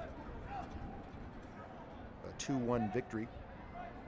Looks like either Loretta or Traore will take this. Traore to the right of the ball. San Antonio has 6 players near the box. Miller a little bit off his line. Now they start to make a move. It's Traore who takes the kick. Borchek was ready for it, able to kick it upfield. It's going to be sent all the way back down. It was Shannon Gomez who played it. That was Collier who was trying to work it to Loretta, but Akwe was able to send it upfield. There's Garcia with it. Borchek on top of him, and Garcia with no help, forced to play it out. Give it up to the Toros. Coronado. Give it back to Icaza. Icaza out of St. Petersburg, Florida. He's 24 years old. Play it to the captain, Vasquez. Vasquez down on the right wing, and it's headed away from him by Traore. Toros ball. Toros will throw it in from there. It looks like Milosevic inside, headed out by Garcia. And was that kept in? No, it was not. Lopez tried to keep it from going out, but it's going to be a goal kick here for San Antonio.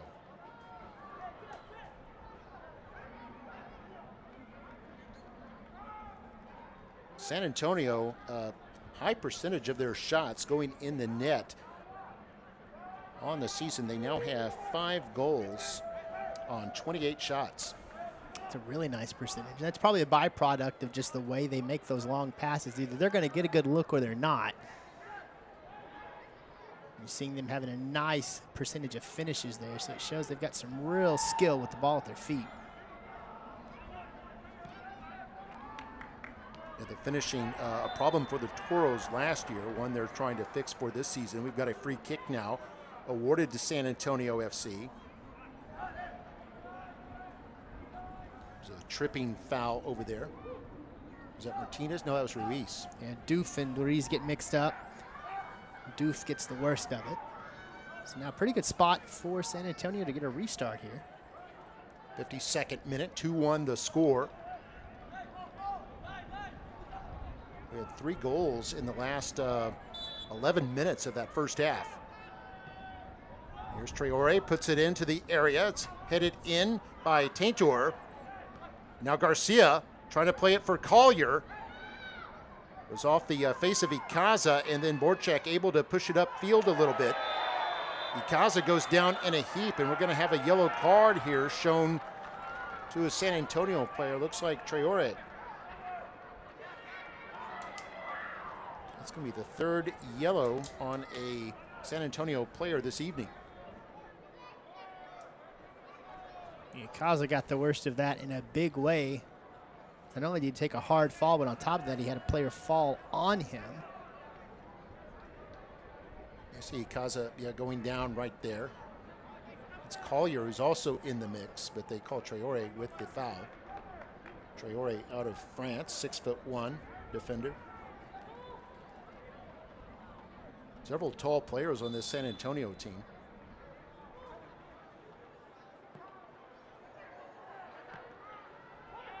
San Antonio, by the way, came into this game ranked 3rd in the USL rankings.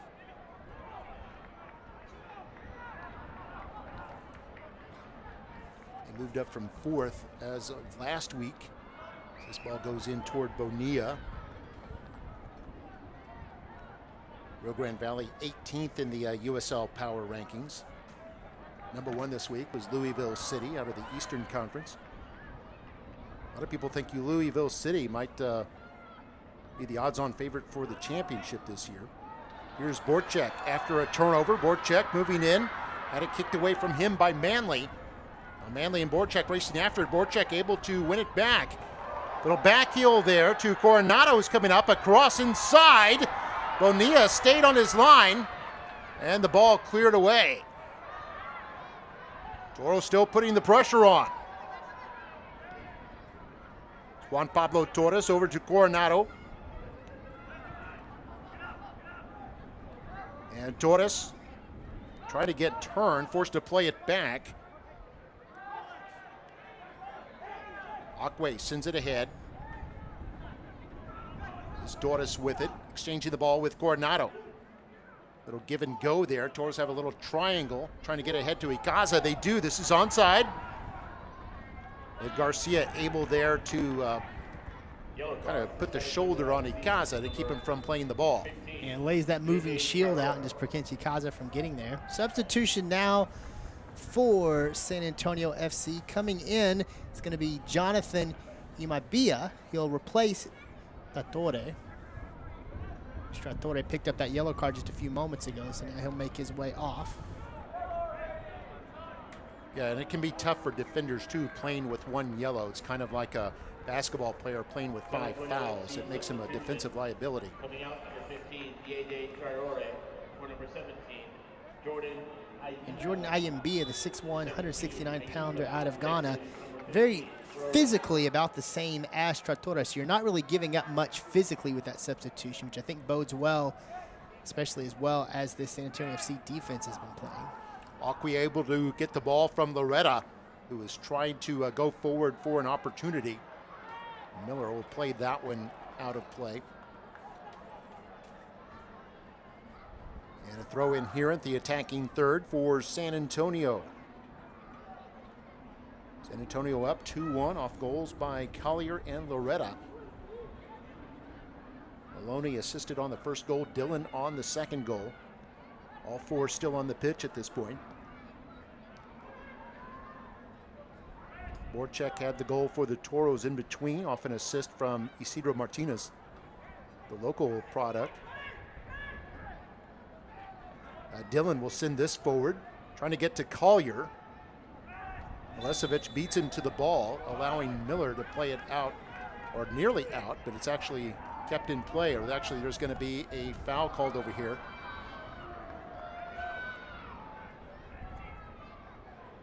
And Collier getting in the mix with Milosevic there. He just kind of clips Milosevic's feet out from under him, so Quick conversation with the official. Just a foul, no card issued on that.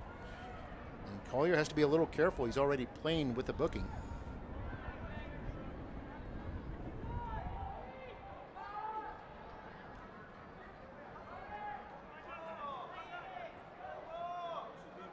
Miller's made 3 saves tonight, but has given up the 2 goals. This will be a Toros throw in.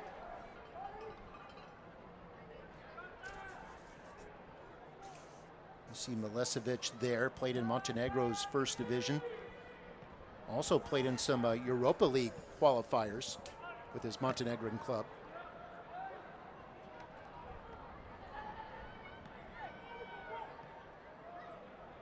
Here's San Antonio winning the ball. Moving it down the left wing. Ricky Ruiz trying to keep the mark on. Ball's going to go out, and this is going to be a corner kick here for San Antonio. Just their second of the game. It's the new player, Ayambila, who was able to keep control down there and forced Ruiz to play it out. And now an opportunity here for San Antonio. Loetta's going to come over to take this corner. San Antonio has scored 3 goals on the Toros in their last 2 matchups. Here's a header by Taintor. It's kept in play, kicked away by the Toros. Ayambila with it now, has some space, but kind of a bad touch there, goes out of play. He had some time to work with there. As we saw, Taintor was able to get his head on this ball. You've got a little bit over 5 minutes to get your 50-50 raffle tickets. The Ayambila was just really trying to bend that back in, but didn't get enough English on it.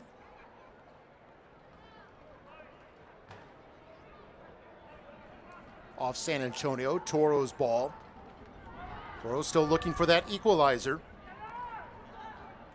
Got a 44th minute goal from Borchek. The game began in promising fashion too. They had 3 quality shots, but Bonilla was able to save those before Borchek was able to score. Now Borchek winning the free kick here. It's going to be the 12th foul now on San Antonio FC. And Martinez will put it back in play quickly.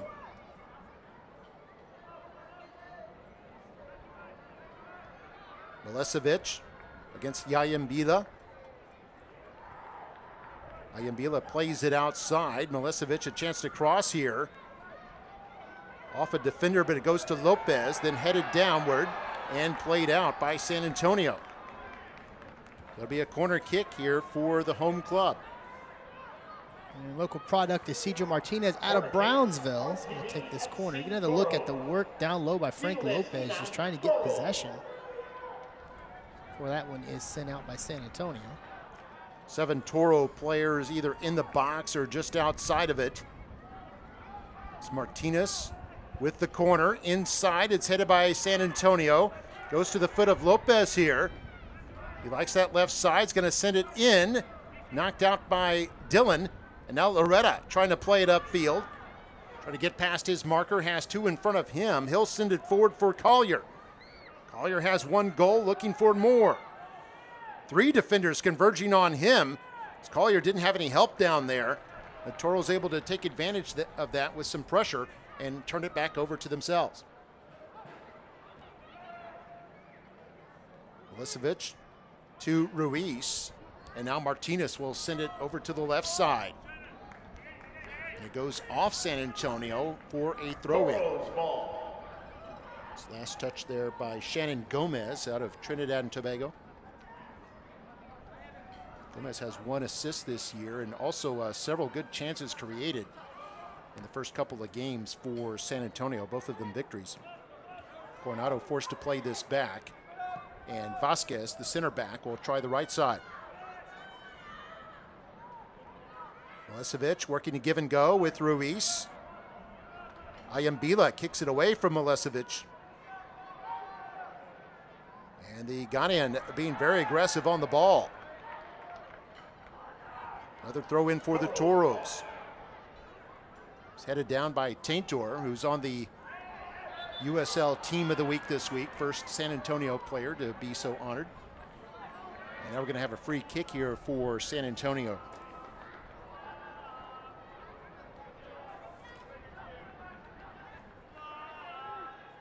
Toros had a player who's on the Team of the Week in week 1. That was Ikaza. Had that gorgeous assist to Frank Lopez for the game winner against Oakland and the season opener for the Toros here at HEB Park.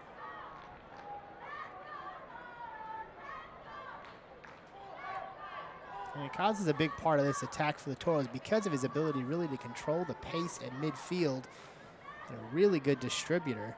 I think Isidro Martinez may be able to make an argument that he is a key distributor on that beautiful assist to Borchik earlier in this one. Trying to get it ahead to Lopez, and a tussle there with Garcia, who plays it out.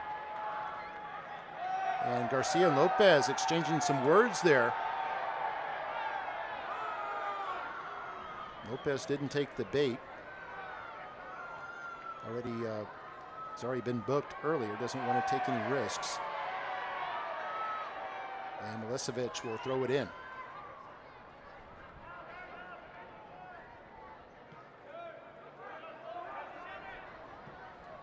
Akwi plays it to Coronado. Borchek, nice little one touch, trying to get it to Ikaza. It's sent upfield by San Antonio. So Collier with it. Now Maloney will send it forward. Gomez trying to win the ball. Now won by the Toros. It's Martinez. Able to bank it off a player. Now gets about by Manley. And Bonilla comes out to smother that one. Some good moves there by Martinez. Lopez was closing in late. Yeah, no doubt he can dribble. Take a look at this. Just one quick move around the defender there. Got Carter Manley kind of on his skates. Slips that one right in front of Garcia. So Bonilla comes out just to make sure that isn't a second chance look. Juan Pablo Toros with it. Plays it back to his keeper. Miller will come out and play it. And Milicevic will bank it off Ayambila out of play for the throw-in. Looks like we're going to have another sub here. And this will be the Toros. Looks like Jonathan Ricketts coming in. He'll give a rest to Milicevic. Now checking in, number 20. Yeah, they had it backwards there. They had the 24 in green, but it was 24 who's actually coming off and 20 who's coming on. So, yeah, Ricketts in place of Milicevic. Milicevic has been really challenged in this one, so he's earned that breather after basically 66 minutes of play. Get some fresh legs in there, and Ricketts' opportunity to try to push the pace with those new legs. And Milicevic has played in 3 games this year. All 3 of them were starts, including tonight.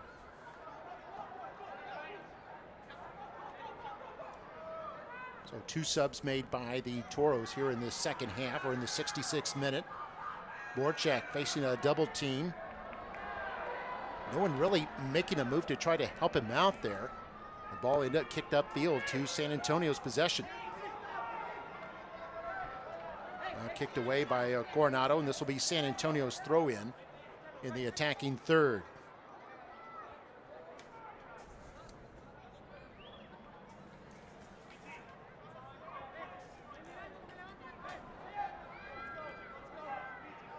By the way, San Antonio FC leads the all-time series between these two, although it's a close one, 7-6 with 7 draws. Well, it's been a tight series throughout the history of this derby. At HEB Park, 2 teams are even, 4-4 with 2 draws. That's another close one. It's 2-1 our score here. That's what it was at halftime. It's been no scoring in the second half. Borchak trying to change that here, going up against Manley. Trying to get around him, gets the ball in.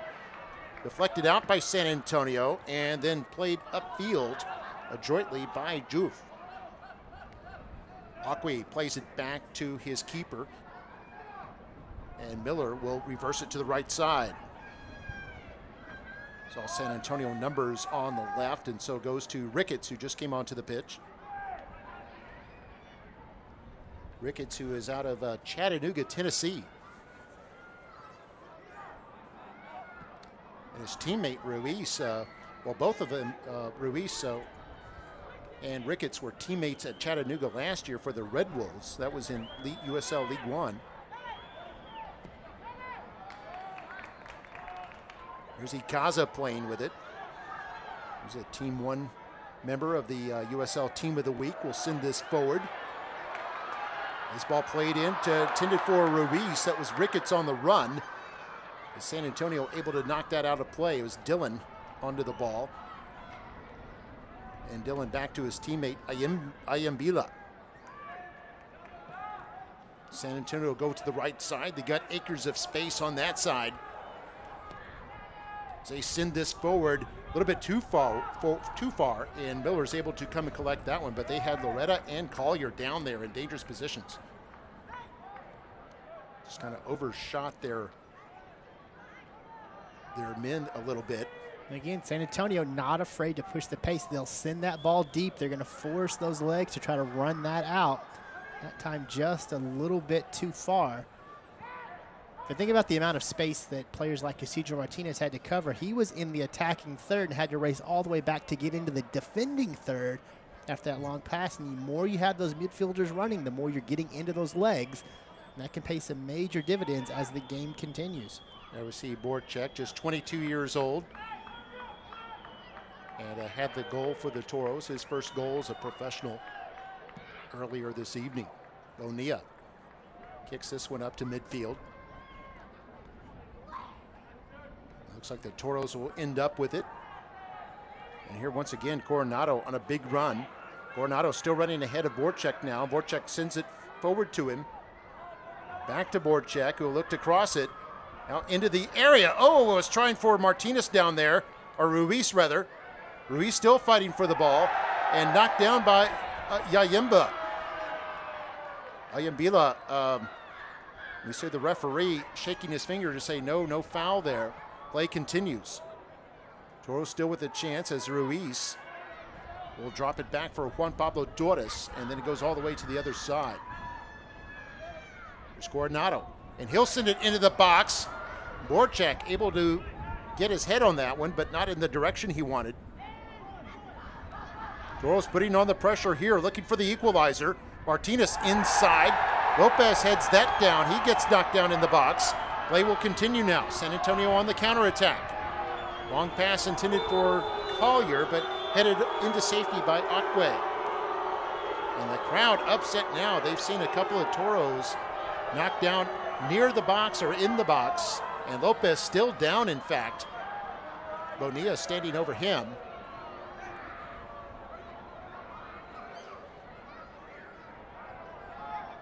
Well, that one close. So you see Martinez send that in.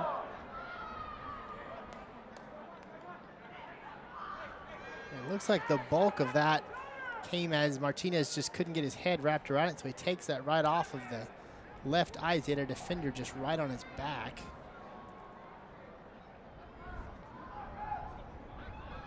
Referee having a talk with the respective captains, Maloney and Vasquez. I don't think Vasquez liked what he heard. Kind of walked off. Ruiz trying to plead a case. As Ruiz was thought he was fouled by Ayambila right on the edge of the area, on the right edge. We'll see this one more time. It's kind of hard to tell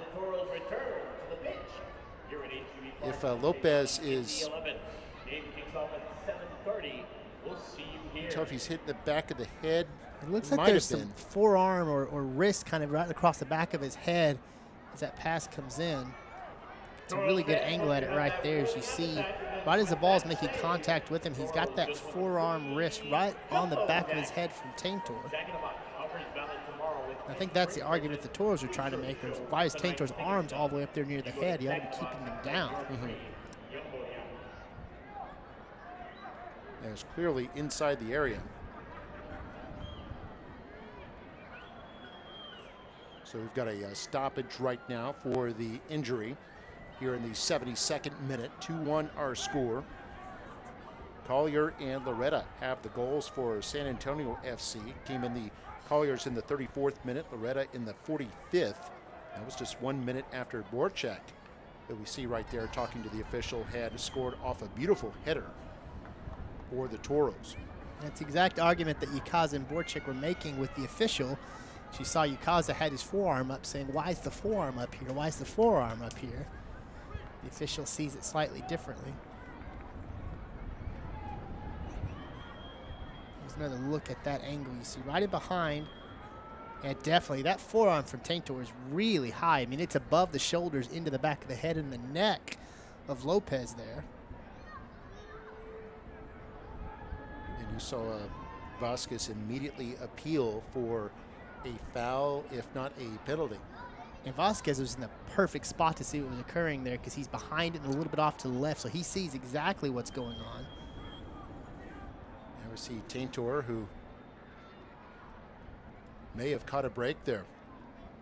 Taintor, 6'1", out of Connecticut.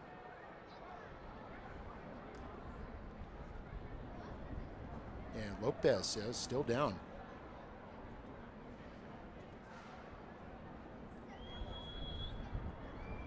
And for San Antonio, they're going to get 3 of their next 5 at home. They've got Phoenix coming up in a week on Saturday. Phoenix, one of the stronger teams in the league last year. Now we see Coach Wilmer Cabrera in his second year, in his second stint. Or excuse me, that's the assistant coach. That's Echeverry, former Toros head coach. Having a conversation with the 4th official. Looks like there may be a substitution coming for the Toros as they continue to check on Lopez. He's sitting up now, so that's a good sign. Got a couple of teammates around him right there, as well as Connor Maloney for San Antonio FC.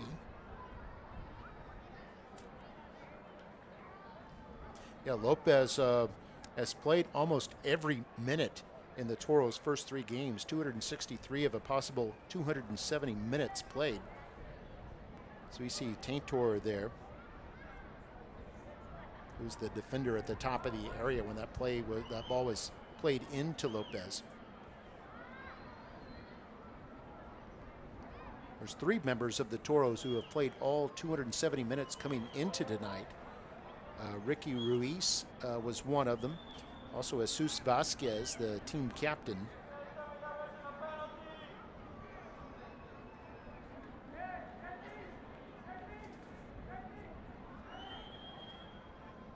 And the third one, Juan Pablo Toros, the midfielder.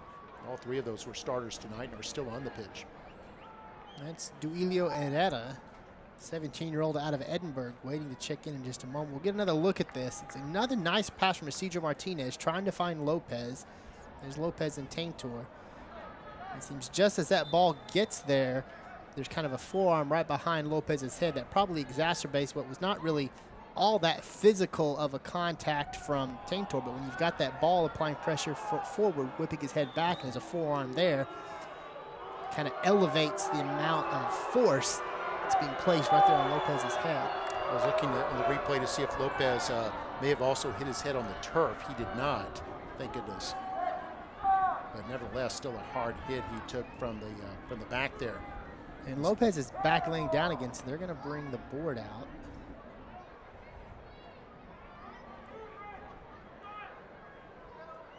Yeah, and anytime you've got a head injury or potential head injury, they're going to be extra careful. And we're seeing that caution applied here.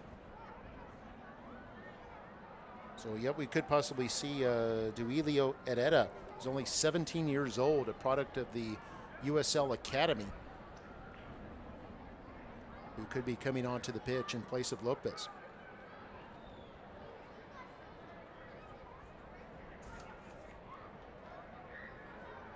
And Herrera, who is from Edinburgh, right here in Edinburgh, still in high school, in fact, is the first player signed by the Toros to a USL Academy contract since the club restructured their partnership with Houston Dynamo. You see Lopez coming off now, and he's not even going to come off toward the team's bench area. He is going to be taking toward the locker room. And you can see right there, it's going to be Herrera, number 13, in place of Lopez, number 9. Number 9, Frank Lopez. It's the 3rd sub by the Toros. 13, Herrera checking in for number 9, Lopez. So Herrera comes on in the 77th minute. Herrera checking in for number 9, Lopez.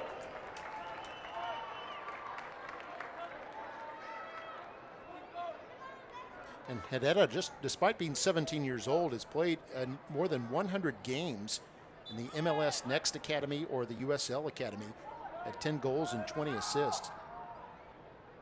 In fact, he led his team in the academy with assist in 25 games that they played. Almost an assist per game. In an MLS Next showcase, had 1 goal and 5 assists in 7 games played. So Toros back in action. Here's Ruiz.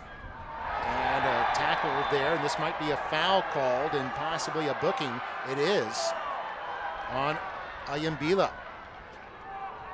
Second half substitution picks up a booking there. Get a look at the angle. Yellow card for San Antonio. You see breaking forward there for the Toros is Ricky Ruiz. And Bila just cuts his legs out from him. There's a nice little feed from Ricketts to Ruiz. And Ruiz, taken down hard. Ruiz back up, though. It's going to be a free kick in a dangerous position, and Martinez and Ruiz both standing over the ball.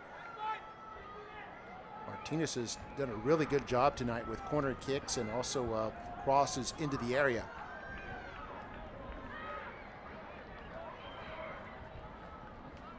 Getting into the last 15 minutes here. Toros looking for the equalizer. Ruiz inside. It's headed out. Going to go out. I believe it'll be a throw in for the Toros. It was close to the goal, and Bonilla electing to stay in as there was kind of a sea of humanity out in front of him in that 6-yard box. San Antonio with a lot of 6-footers on their roster. Able to win some of those crosses and high balls in the air. Akwe with it now on the back line for the Toros. 80th minute. Toros still looking for the equalizer. They were down 2-1 at the break. Haven't been able to find the back of the net here in this second half. Toros will send this back. Akwe tries the left side. Here's Coronado. Has some space to work with, gets it to Herrera, who just came onto the pitch. Herrera will race downfield as the ball makes its way to the feet of Martinez. And now over to the right side. This is Ricketts. Former Chattanooga Red Wolf, now a member of the Toros. Gets a feed from Ruiz, has some space, slides it to Toros. Toros, the left side, Coronado has come up from his defensive spot, across, and there's a header on net, and Bonilla saves it right on the doorstep.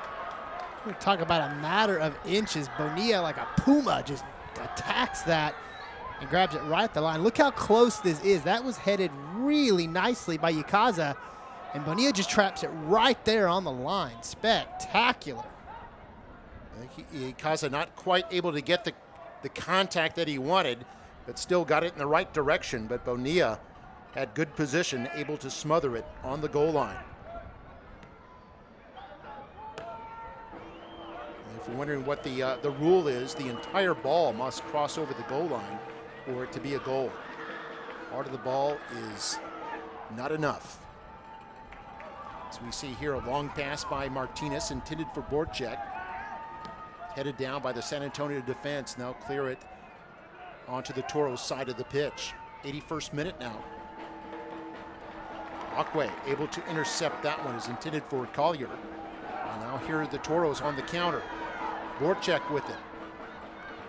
Slides it into a space on that right. This is Ikaza. Plenty of room to work with. And then a collision there.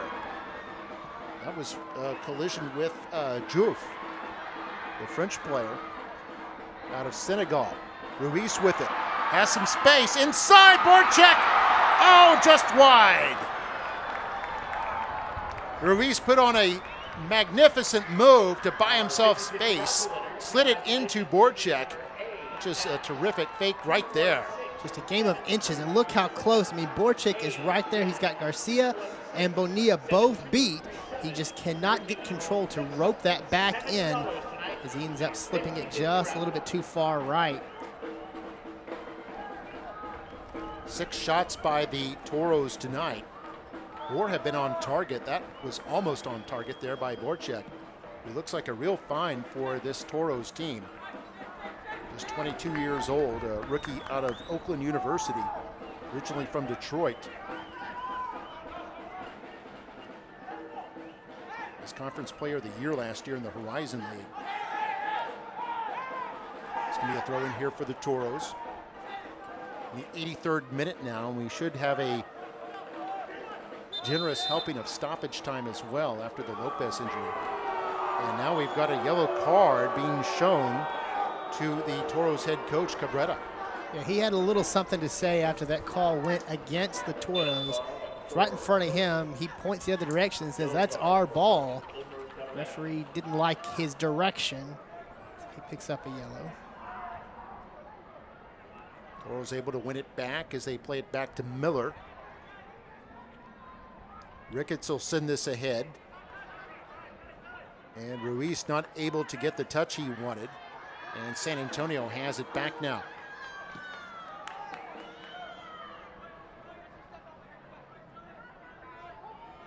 San Antonio's counterattack has produced 2 goals tonight. And at this point, they'll probably shift back into a defensive mode to try to hold on for the 3 points here on the road. Free kick won by the Toros.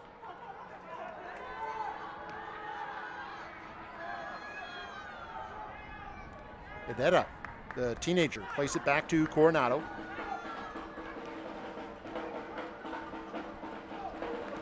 A lot of movement here by the Toros to try to maintain possession. See Vasquez get it up to Ruiz, who's able to turn. Slides it over to Ricketts. Ricketts will cross it, and Bonilla is there. Borchek was closing in. Herrera was in the area too, but Bonilla able to spear that one down.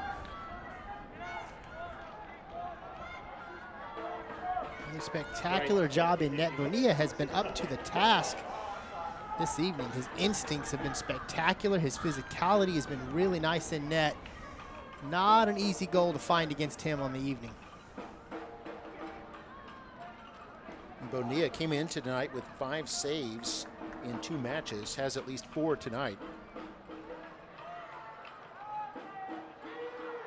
San Antonio, by the way, trying to improve to 3-0 for the first time in club history, as Dillon tried to play that one forward. It was knocked down by Acqui.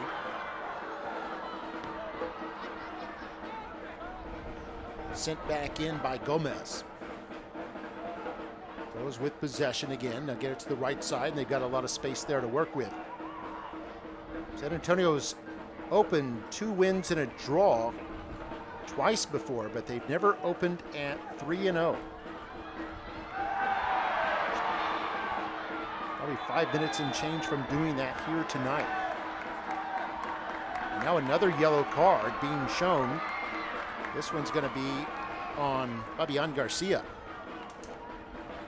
A wealth of yellow cards have been issued in this one. I think that's yellow card number 6.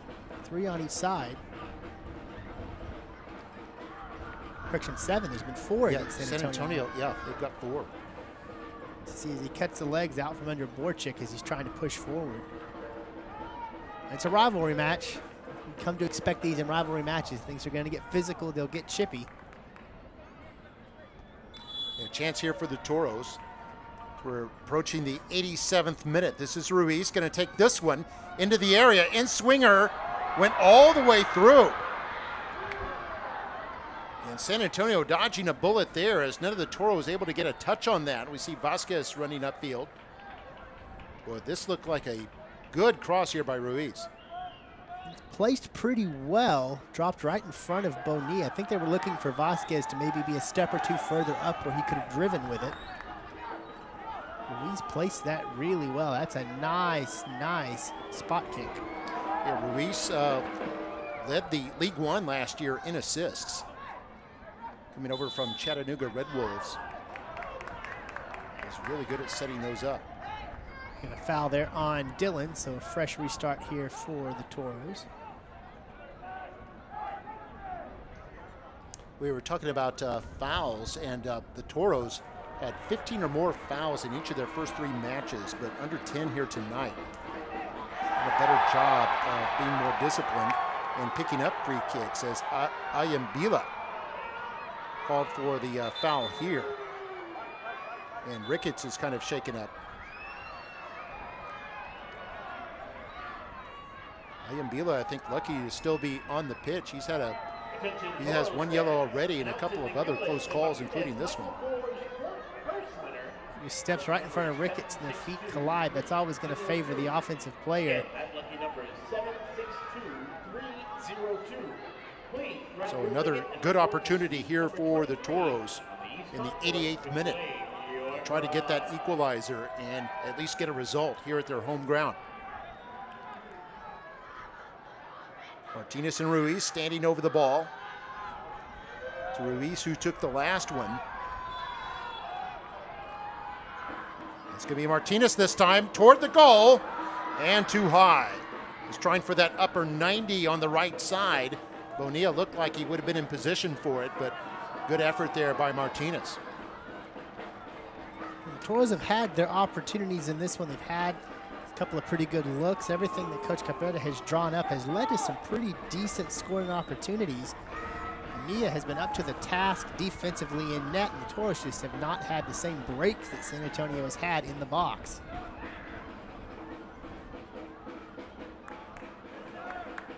This one's sent forward by Icaza, but right to the foot of Taintor.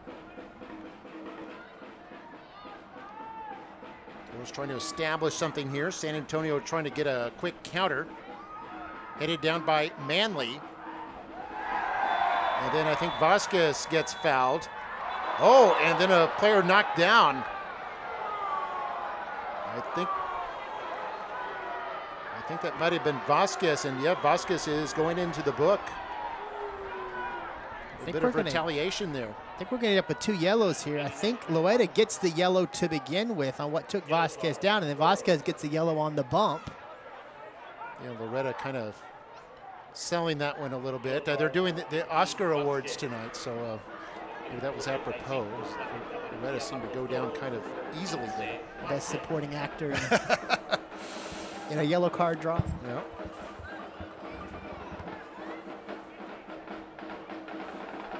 That's going to be, I think, the 14th foul tonight on San Antonio.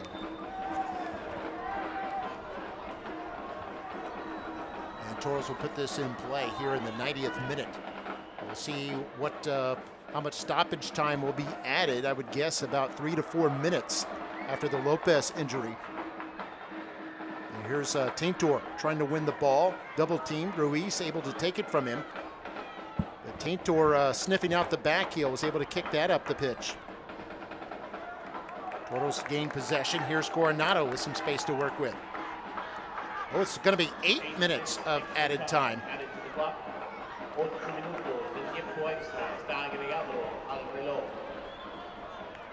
A lot of time to be added on, and still more drama to unfold as Ayambila sends it into touch. Won't still be the Toros ball. Ricketts going to quickly get this back in play. Going to throw it all the way into the box. Voracek is there. Trying to get it forward toward his teammate Coronado, but San Antonio able to clear it. San Antonio trying to get that up the pitch a little bit. The ball kind of dies and stays inside. Now finally goes out to be Toros throw in. So in the 2nd minute of stoppage, and 8 minutes added on here. There was a lot of stoppage added in the last week when the Toros were at Orange County. Orange County getting the game winner, I want to say in about the 96th minute of that one. Toros would love to get the equalizer here in stoppage time. The way they've continued to build the attack and had some pretty good looks, you have to think they're going to get at least 1, perhaps even 2 more opportunities. And San Antonio looking to just stay alive and hold on to the 3 points here. Valuable 3 on the road against a division rival. Worth their weight in gold as Hedera trying to get space around Manley. Manley's bigger physical presence. Able to kick it away from him, and then Coronado knocks it off a San Antonio defender, and it's going to win a corner. This will be the 6th corner kick here now for the Toros. So we're in the 3rd minute of stoppage. Martinez to come over to kick this one. Toros are going to put 6 in the box. Goes to the far post. San Antonio able to head that out. I believe it was Dillon who got his head on it. Be another Toros throw in from the opposite side.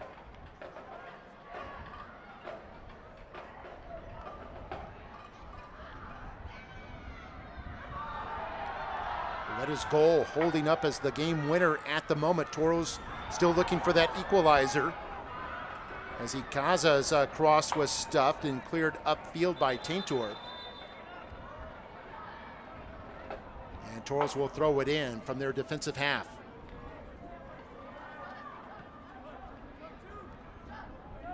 Acqui plays it over to Coronado.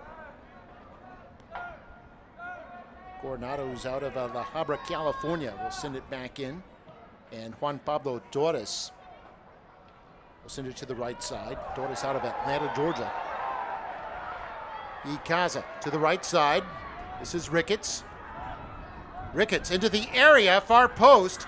Headed by San Antonio, taken by Martinez. Shot stuffed at the top of the box. And cleared upfield by Gomez. San Antonio appealing for handball here. I think they've got it. And this will be a free kick for the Alamo City. We're in the 4th minute of stoppage. 4 more minutes left. So you take another look there, and you see the ball did indeed hit Ikaza's hand. He had it extended from his shoulder. I'll call that each time. One of the San Antonio players a bit shaken up.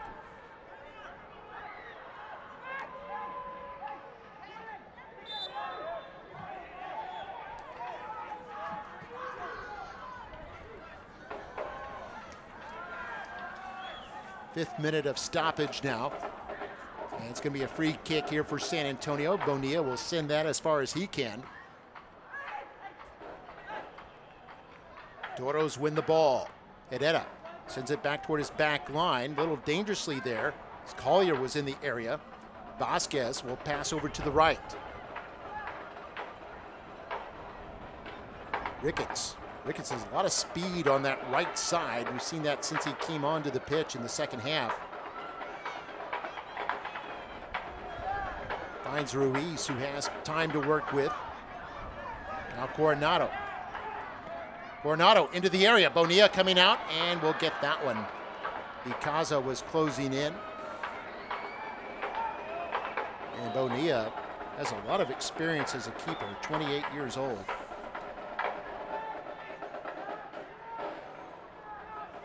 He'll send his teammates really long, and then take a look at this boot. Yeah, he can really send it downfield. A lot of big kicks he's had in this game. This will be picked up by Bonilla. He's going to force Borchek to close all the way to him before he smothers the ball. Bonilla is 6'2", 185 pounds.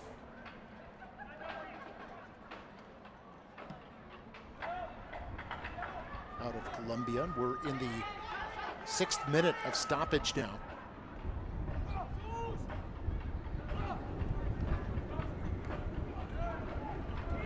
Coronado will play it over to Vasquez. Now Ruiz. One-on-one against Ayambida. Ruiz cut off, so we'll go to Juan Pablo Torres there. Toros with 10 men in the attacking half. Herrera sends that inside. Borchek was trying to close in on it. It was headed out of play by Garcia. This will be the 7th corner now for the Toros. So we're beginning to run out of time. They've got about 90 seconds to work with. They're going to bring just about everybody up. In fact, their keeper Miller all the way up to midfield. Kind of acting as a free safety there. This goes in. Looks like San Antonio able to head that across, and Coronado will send this back in. Headed out by Garcia. Ball up in the air. Akwi able to head it down. Borchek there with it. His shot stuffed and now cleared upfield by Dillon.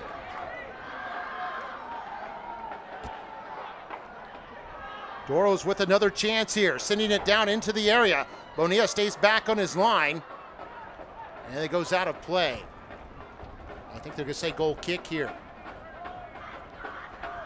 We're in the last minute of stoppage, so maybe one more chance for the Toros. So we see this kick, and boy, the Toros with a chance there. Hedera actually got the header on it. And a couple of his teammates in the area. Now Bonilla will get a chance to retie his shoes, tighten his gloves, adjust his socks. So look at Borchek there. Borchek, who had the Toros goal and had a good chance in the second half as well. That was just wide of the right post. And now we've got a free kick here awarded to the Toros just inside the midfield area. This will be the last opportunity here. They're going to bring just about everybody up. A slight handball there as San Antonio comes down with their hand on the ball as they're landing. Well, Martinez will put this in play to the right. This is Ruiz. Be looking to cross it. Makes a nice fake, sends it into the area. There's a header by the Toros. Borchek with the header, and that's going to go out of play. And that'll be a goal kick. That should just about do it as we're past the 8-minute point of the stoppage. You see it again here. Ruiz doing a great job to buy himself space. That was Akwi who got the initial header. Borchek headed it toward the net, but was contested by Manley and unable to get a clean approach on that. Now keep our eye on the official, and there's the whistle, and that will do it. And our final is going to be 2-1 in favor of San Antonio. Spirited effort by the Toros, but they take their third loss in a row, all of them by a single goal here tonight. Brian, who's our man of the match? Let's look at your man of the match, Borchek. What a spectacular job by Dylan Borchek of keeping the pressure on for UTRGV. Likely had himself what could be a goal of the week nominee on that assist from Isidro Martinez. Quick snap of the neck to put that in the back of the net. He's been a revelation offensively for the Toros. He also had a really good look here in the second half. The Toros come up just short in the 2-1 loss. All right, we'll wrap things up in just a moment. We've got some highlights of the second half, plus our game stats to look at. Final score is 2-1 favors San Antonio. This is USL Championship Soccer on ESPN+.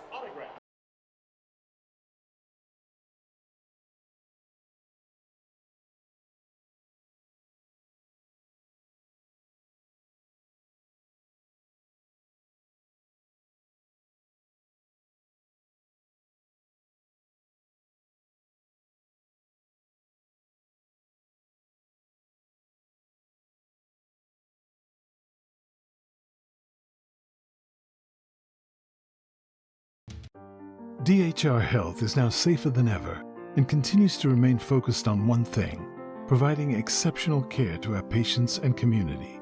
No other hospital is trying harder to keep you safe. We're taking every action to ensure your safety with enhanced precautions, including 3 off-site COVID-19 units. Your health should never wait. Don't delay your health care. There is no reason to. Schedule your appointment today. DHR Health. For you, for life. Why choose Lone Star National Bank for your business? Because no other bank does more to support local businesses. In fact, we are the #1 lender in the Valley to small businesses. We put money to work here in our community. That helps our local businesses grow. Creating more jobs. And more opportunities for all of us. Working together. Together. We do what the little banks can't and the big banks won't. Lone Star National Bank, the Valley's bank. 2-1, the final score here at HEB Park. Brian, take us through some highlights. A lot of that action in the first half. We'll get a good look at the start here. It's a hard play. Allows something to occur right here. Look at this job. Mahoney cuts that back across. Collier back of the net. That's your first goal in this one. Another look at it here. Great defense. Leads to a breakaway on offense. Quick touch. Collier right in the corner of the net. 1-0 San Antonio FC at that point. Toros responded pretty quickly, though. Isidro Martinez on the line. Borchek, how about that? Little whip of the net ties this one at 1-1, the 44th minute. About a minute and 5 seconds after that, you see another goal. But let's look like a Borchik once again, squeezing that right past Bonilla for the 1-1 outcome. Again, breakaway steal leads to a goal. This is about a minute and a half of game time later. Loeda, like a magician. Now you see me, now you don't. Now you find the back of the net. San Antonio FC benefiting from that second goal. Again, defense leads to offense. Here they come once again. Loeda says, I'll take it the whole way, through bodies, people flying around. Somehow, he's still there. That's your scoring. 2-1 in favor of San Antonio FC as he says, shh, shh, you hear me? We're doing some big things in San Antonio. They are indeed, as San Antonio improves to 3-0 for the first time in franchise history. And they did see, despite only one goal by the Toros, quite a bit of more offense than they've put on before, isn't it? Yeah, spectacular opportunity to find shots. 15 shots, 5 of which are on target. That's a pretty good percentage. Only one finds the back of the net, but look at what San Antonio does. 10 shots, 6 of those on target, 60% on target is a spectacular number. Outside of that, you saw kind of what you expect from these two teams. The Toros control pace of play by about twice as much. Offsides favors the Toros 2-1, but then yellow cards, once again, it's a rivalry match. Things get chippy, things get physical. 9 total cards, 6 of which go against San Antonio FC. Didn't affect their play as they held on in that second half despite the Toros' efforts, and the score is it's scoreless in the second half, and the scoreline at halftime holds up for a 2-1 final. And now for San Antonio, they'll return home next week. They'll be taking on the Phoenix Rising, and for the Toros, they've got a date with North Carolina coming up in the U.S. Open Cup, and then they'll return home on April 9th against the Indy 11. There'll be a couple of Saturdays from now, so the Indy 11 coming into HEB Park will be the next Toros home game. That'll be our next broadcast as well. So hope you enjoyed it. For Brian Smith, I'm Mark May, and the rest of our USL broadcast crew. The final score from HEB Park is 2-1 in front of San Antonio FC. Good night from Edinburgh, Texas. This copyrighted telecast of the United Soccer League Championship cannot be retransmitted, rebroadcast, or reproduced without the expressed written consent of the United Soccer League Championship.